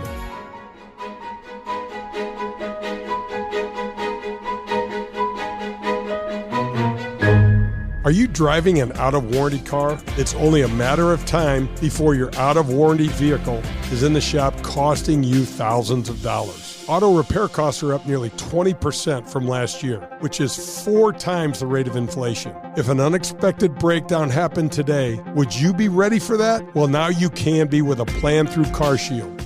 Even if your car is just over 3 years old, it's still prone to expensive costs. Your car is more than just getting you from point A to point B. Traveling by car is a way of life. From picking up your kids to going to a new restaurant, cars are a daily essential. When you enroll in a car protection plan through CarShield, you can look forward to the following. The price will never go up no matter how many claims you file, or no matter how high the mileage on your car increases.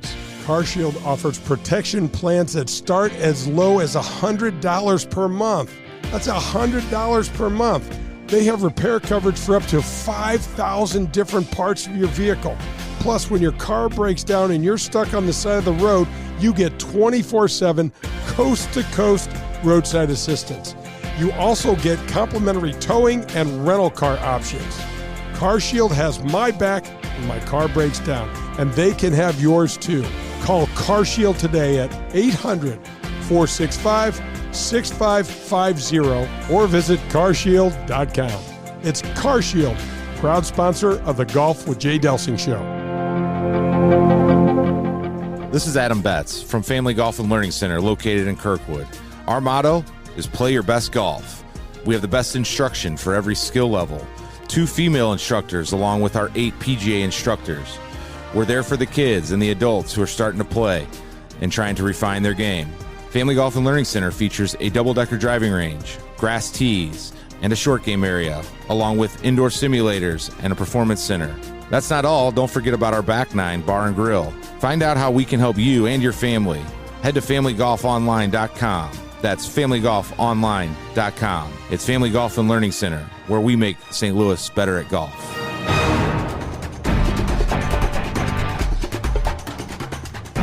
I'm delighted to welcome the Amateur Players Tour to the Golf with Jay Delsing show. The APT team has worked so hard to establish a national golf tour for amateurs.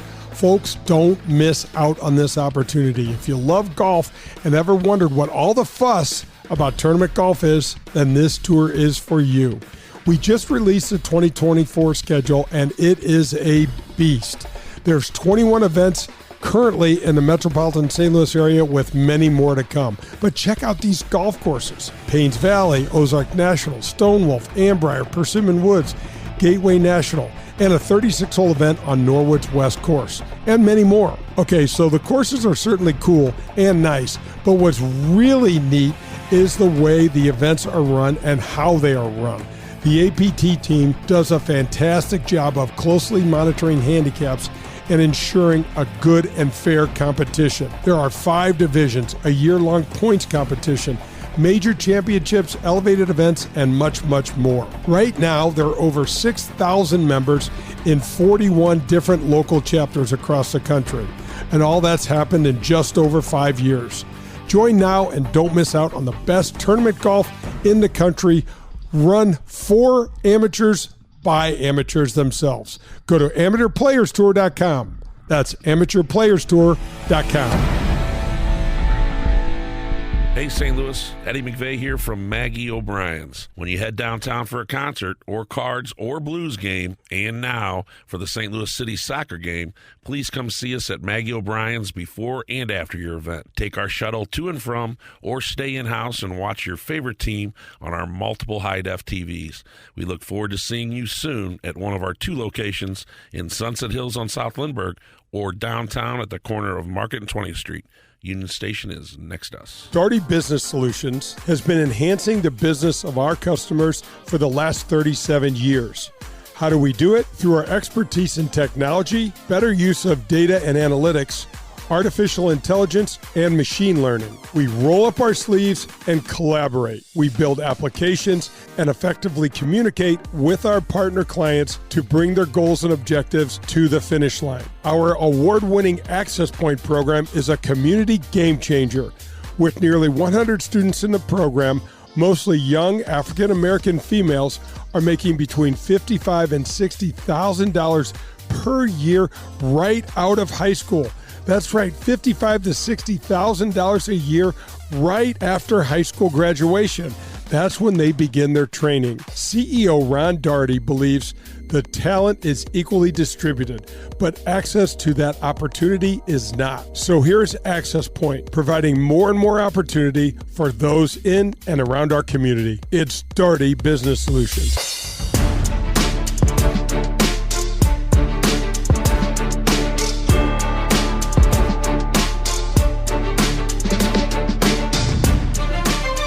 Hey, welcome back. This is Golf with Jay Delsing. I'm Jay, your host. I'm with Don Rea. He is the Vice President of the PGA of America and owns Augusta Ranch in Mesa, Arizona. So, Don, we've talked a little bit about the state of the game. We've talked a little bit about how much innovation has kind of helped bring some newer people into the game. We just, a couple of months ago, had the PGA merchandise show. This thing, for people that love golf and have never been, it's kind of a bucket list thing, don't you think? Well, absolutely. I think we should do a consumer show. I mean, that thing's huge, right? I mean, there's 1,000 vendors there, and you're right. It is a trade show for the organization. That's where a lot of our members, I think there were nearly 10,000 of our members there, shopping, and buying for their shops and seeing what the new equipment's coming out. And you're right, technology and gamification of our game is exciting right now. The COVID show, that was, it's kind of a tough time when that happened because we couldn't do it. It was 100% virtual. But this last year was actually bigger than before COVID. So we know that people want to spend time with other people. We know that vendors want to show off their product in person. That's why the demo day is so successful, that first day. But yeah, the PGA show, we're proud to put our initials on that, our brand on it, because we believe it does bring the game together for that week and really just kick off the year, right? I mean, a lot of the seasons aren't open yet, depending on where you live, and everybody can come there, buy some stuff, see each other, and get ramped up and passionate and fired up about the upcoming season. Yeah, and we also have, I'm old, but I'm getting used to having the PGA Championship in May, man, and we're going to Valhalla this year. I'm excited. We've got some great finishes in Valhalla. We've got some good stuff there, and we are excited about that. And, when it moved to May, we took some heat. Some people were wondering why, but whether it was the Olympics every 4 years or just the power of NFL football, we felt like we wanted to get earlier in the year. And by the way, then we can run all our commercials. I mean, that commercial about being a PGA member, we're going to be running that during the PGA Championship here in a month. But now we can tell our story of everything we do before the season starts. Before it was at the end of the year, Jay. Now that doesn't help us, but May certainly helps us. So it's a good time of year. The course is going to be in amazing shape. I can't wait to see, Kerry Haig. I don't know what he does, but every year we have an exciting finish. I don't know how he does it. He's the whisperer, man. He is the championship whisperer. The playoff at Southern Hills, Oak Hill was amazing. Played through that Saturday so we could have a Sunday finish. Brooks did a great job. Obviously, the Michael Block story was amazing. Can't wait to see what Valhalla is going to do. We always have the strongest field in golf, and we will again. And we're excited to see what's going to happen in the first major or the second major of the year, but our major. Don, has the move to May affected you guys at dollar-wise, any sort of way other than, kind of old guys like me going, oh yeah, hell, we're in May now and not August? No, I think, the sites are what's critical for the PGA Championship. It depends on where you're going and what's that market like. It's weird. Kind of the mid-level markets, they tend to do really well. Southern Hills, awesome. Quail Hollow, even though, Charlotte, okay, big area for sure, but that was a successful one. It really depends on the courses because we want an exciting championship for those who can't be there and are viewing it, but also just a community that embraces it. Certainly, Kentucky, just as the state, they love it. They're excited. Louisville is really excited. Some of the activations they have during that week with some concerts and stuff, I think are fantastic. But really, when it comes down to it, the success for us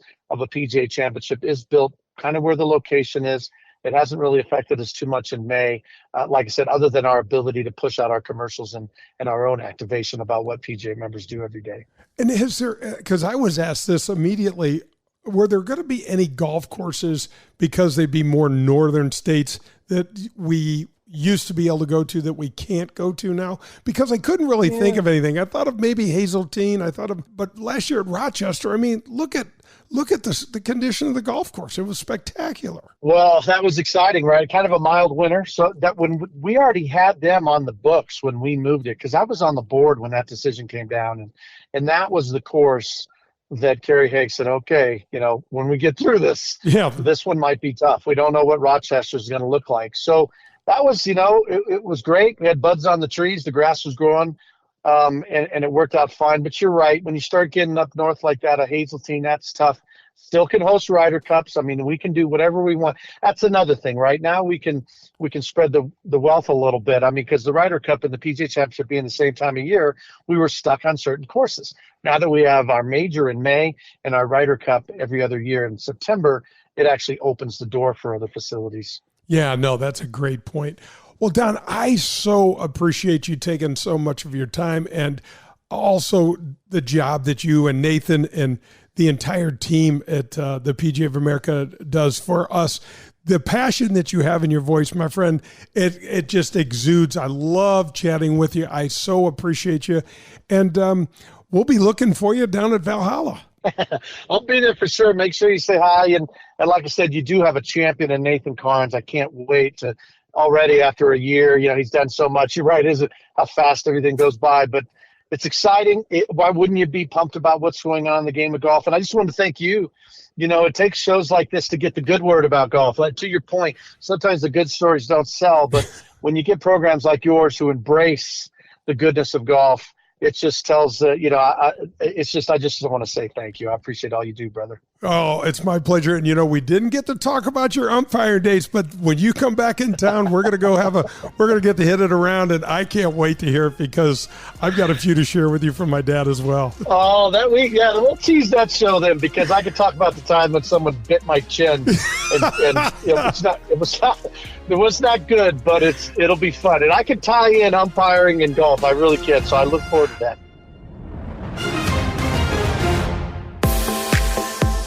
Are you tired of watching your golf scores go up every year? Despite new equipment and even a couple lessons, you still fight that slice or your inability to get that ball up and down out of the bunker? Well, get ready to experience better golf with Elevate Golf. At Elevate Golf, we're changing the way golfers practice with our innovative and data-driven approach to learning and, most importantly, improving. We have an array of membership options where you can find the perfect fit for your golf, your lifestyle, and your budget.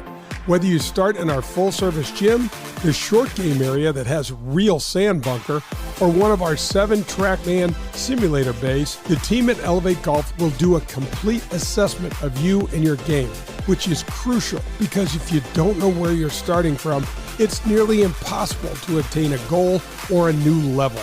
Call us today at 636-265-0557 or visit us at elevategolf.com. That's ELV, the number 8, golf.com. Contact us today and get ready to play better golf. Hi, this is Adam Betts from Family Golf and Learning Center. You're listening to Golf with Jay Delsing. Recently, my nephew called me and said his basement had flooded and all the hardwood, carpet, and flooring had to be replaced. I told him I have the perfect place for you to go. At Jerseyville Flooring and Furniture, this second-generation family-owned business treats everyone just like their family. Jared Capps is continuing his mom and dad's 50-year business tradition where honesty, transparency, and service carry the day. My nephew loved the luxury vinyl product. Jerseyville Flooring and Furniture has the largest selection in the area. Whether you prefer Mohawk and the wide variety of their product lines, I love the Rev Wood product, by the way, or Karastan or Pergo Elements line, Jerseyville Flooring and Furniture will literally have you covered. You have pets? Let Jared tell you about the many sustainable flooring and carpet options that are pet-friendly but also easily maintained to keep your floors looking great every day. And don't forget about their huge selection of Lazy Boy recliners. They are awesome and one of the biggest selections in the Midwest. Call them today at 618-936-4643 0536 and get your free estimate or set up a consultation with one of their experts. You can also go to jerseyvillecarpetandfurniture.net. Proud sponsor of Golf with Jay Delsing.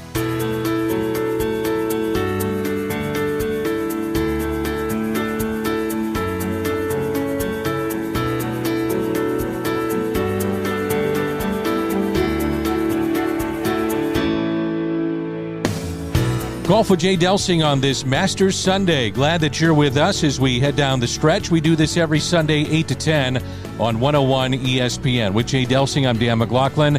Loved your visit, by the way, with Don Rea. A lot of good insight into what's happening with the PGA of America. Oh, and just the state of golf, Danny, what a great guy. And to know guys like Don, our man Nathan Carnes here in town, Seth Wall, these guys that are giving so much of their time, energy, effort to the game. I mean, how could we be in better hands? We're going to get to our mailbag in just a moment. Email us. We've got a bunch that are left over from the weekend, certainly during the show. Jay@jdelsinggolf.com. Jay@jdelsinggolf.com. Let's turn now, though, to the Training Center. It's presented by Elevate Golf, and I know we're going to talk about as it pertains to the Masters and maybe what you do in your everyday golf, and that's putting on fast greens. Absolutely. Danny, we talked last week with Tyler about how certain physical limitations will if you work on those, can help you with speed in your game, can help you with different aspects of the ball control. Now we're going on the greens. How we're going to finish this off, right? You got on a par 5. It's taking you 3 shots to go 500 and some odd yards, and now you got that 4 or 5 footer. Okay, so the putting clock. We've talked about this before, but we're breaking this down. We are, in order to play better golf, and the things that Elevate does to help you lower your scores, we are going to try and eliminate 3 putts. Everybody talks about it. The Tiger 5 has eliminated 3 putts. Decade Golf has eliminated 3 putts. So, folks, get out and work on your speed control from 20, 30, and 40 feet away. You're going to have a lot of those through the course of the round. And I want you to envision that ball dripping over the front edge. I don't want you trying to lag it. I want you watching that ball roll and hole from 20 feet, roll and hole from 30 feet, roll and hole from 40 feet, and work on that speed. You've got to get better at your speed.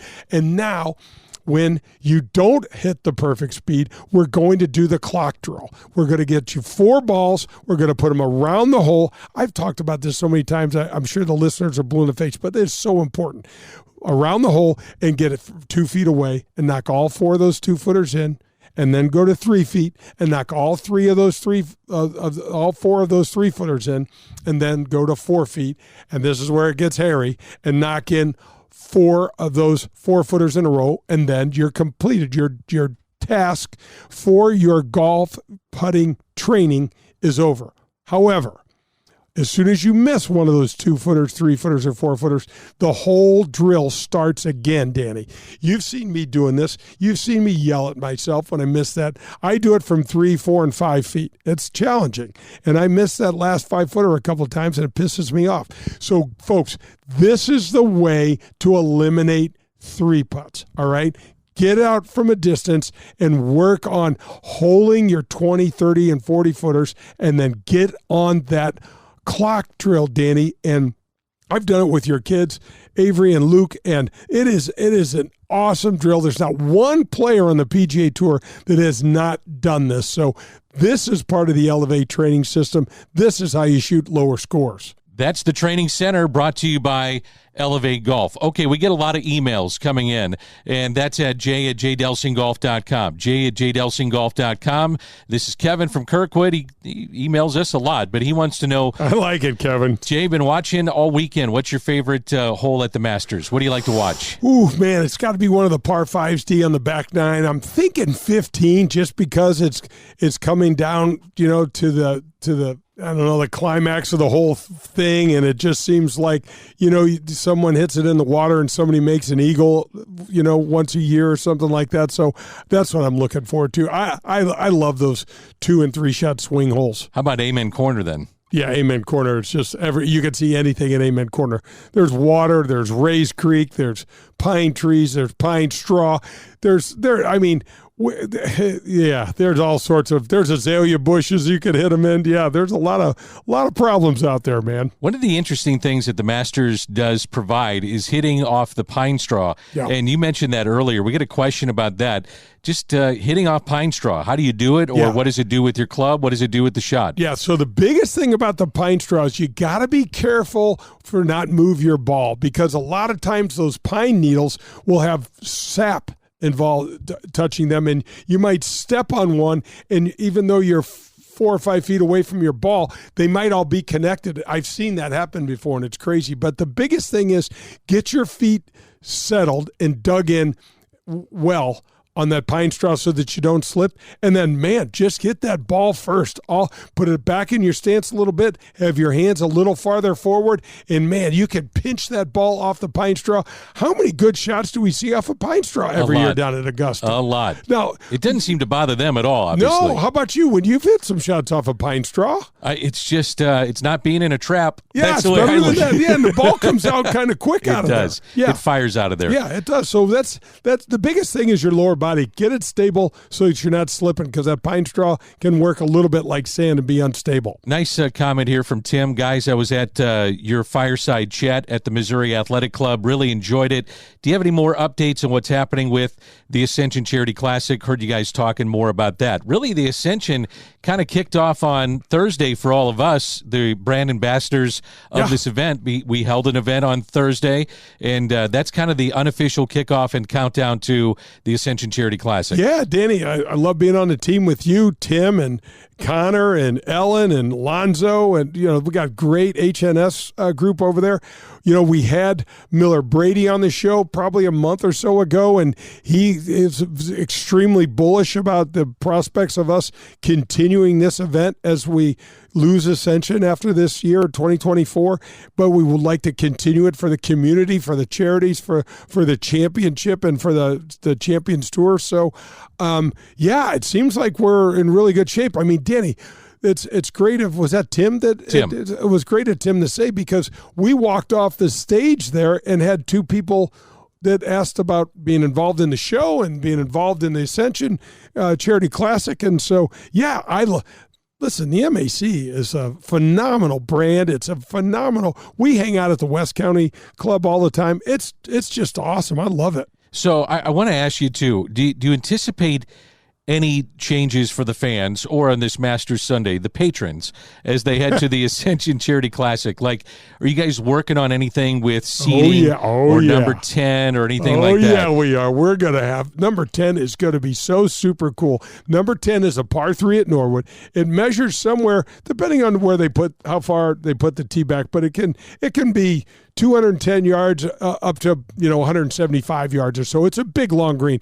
We are going to have spectator seating and bleachers and things around 2/3 of that green. Oh, so that's incredible. So, Danny, as you look at it's like waste management here. Yeah, exactly, except we can't do the far left side because there's some massive trees over there. So we're going to have the whole right side with some bleachers and some hospitality, some food, and then what we're planning So you'd be able to then, if I'm correct, you'd be able to see 8 and 10. Like, you could see them coming in on 8. You could see the tee shot of the par 3 on 10, right? Yeah, and then you could probably see a little bit of the tee shot on 9. That's what I'm thinking, yeah. Absolutely. So, yeah, it'll be strategically placed in there, and we're going to have some when you were a kid and you used to get some pledges and said, if I run a mile, will you give me a nickel or whatever? Sure. That's what we're going to do is get some pledges, and this is all going to be for Folds of Honor and for all of our military heroes out there, the men and women that have sacrificed so much.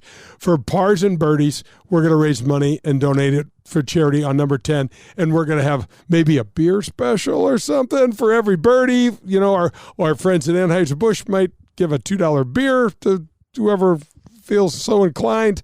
And so we're working on a lot of new things, but the 10th hole is going to be a real focal point this year, and I'm really excited about it. And our friends, Mark Travis and the boys and the team at CarShield, stepped right up, as did Will Salisbury and our friends at Charter, and are going to be kind of spearheading that thing for sponsorships. And our community sponsors. That's awesome. All right, as we head down the stretch, who has been your favorite? We had a lot of emails about this, but who's been your favorite player to watch, good, bad, indifferent, whether it's at the Masters or not? But we're focused on the Masters, but who's been that favorite player for you? I got to say, when I watched Jon Rahm play, I realized how much I miss watching him play. You know what I mean? I haven't seen him. I've turned on to Live. It's just hard to watch. It's just weird to watch. It's a disjointed coverage. It's not, doesn't look professionally done, Danny. It just seems odd. So having him back in the mix, and I got to tell you what, just DJ's presence out there. I'm a massive DeChambeau fan. I like the black hat that Patrick Reed wears. You know, you'd look at him and look like some wrong's going to happen. Right. You know, even though he's a great villain. He may cheat. You don't know. You love a villain like that. You just never know what he might do. So, and even Philly Mick, who's exhausting. I just think that's a good way to put it. He's just exhausting. But I still it was just fun to have the band back together. It sure was. Hey, this was a great show. Love it. Love being fun. with you, buddy. Masters Sunday, we had also Don Rea, the vice president of the PGA of America. Jim Greatest McLaughlin. guy in the world, too. He was just fun to be with. Jim McLaughlin, no relation again, UHY Prep Series, but all those guests in this edition of Golf with Jay Delsing. Again, we do this every Sunday, 8 to 10 here on 101 ESPN. And Jay, how do we end the show? Hit him straight, St. Louis.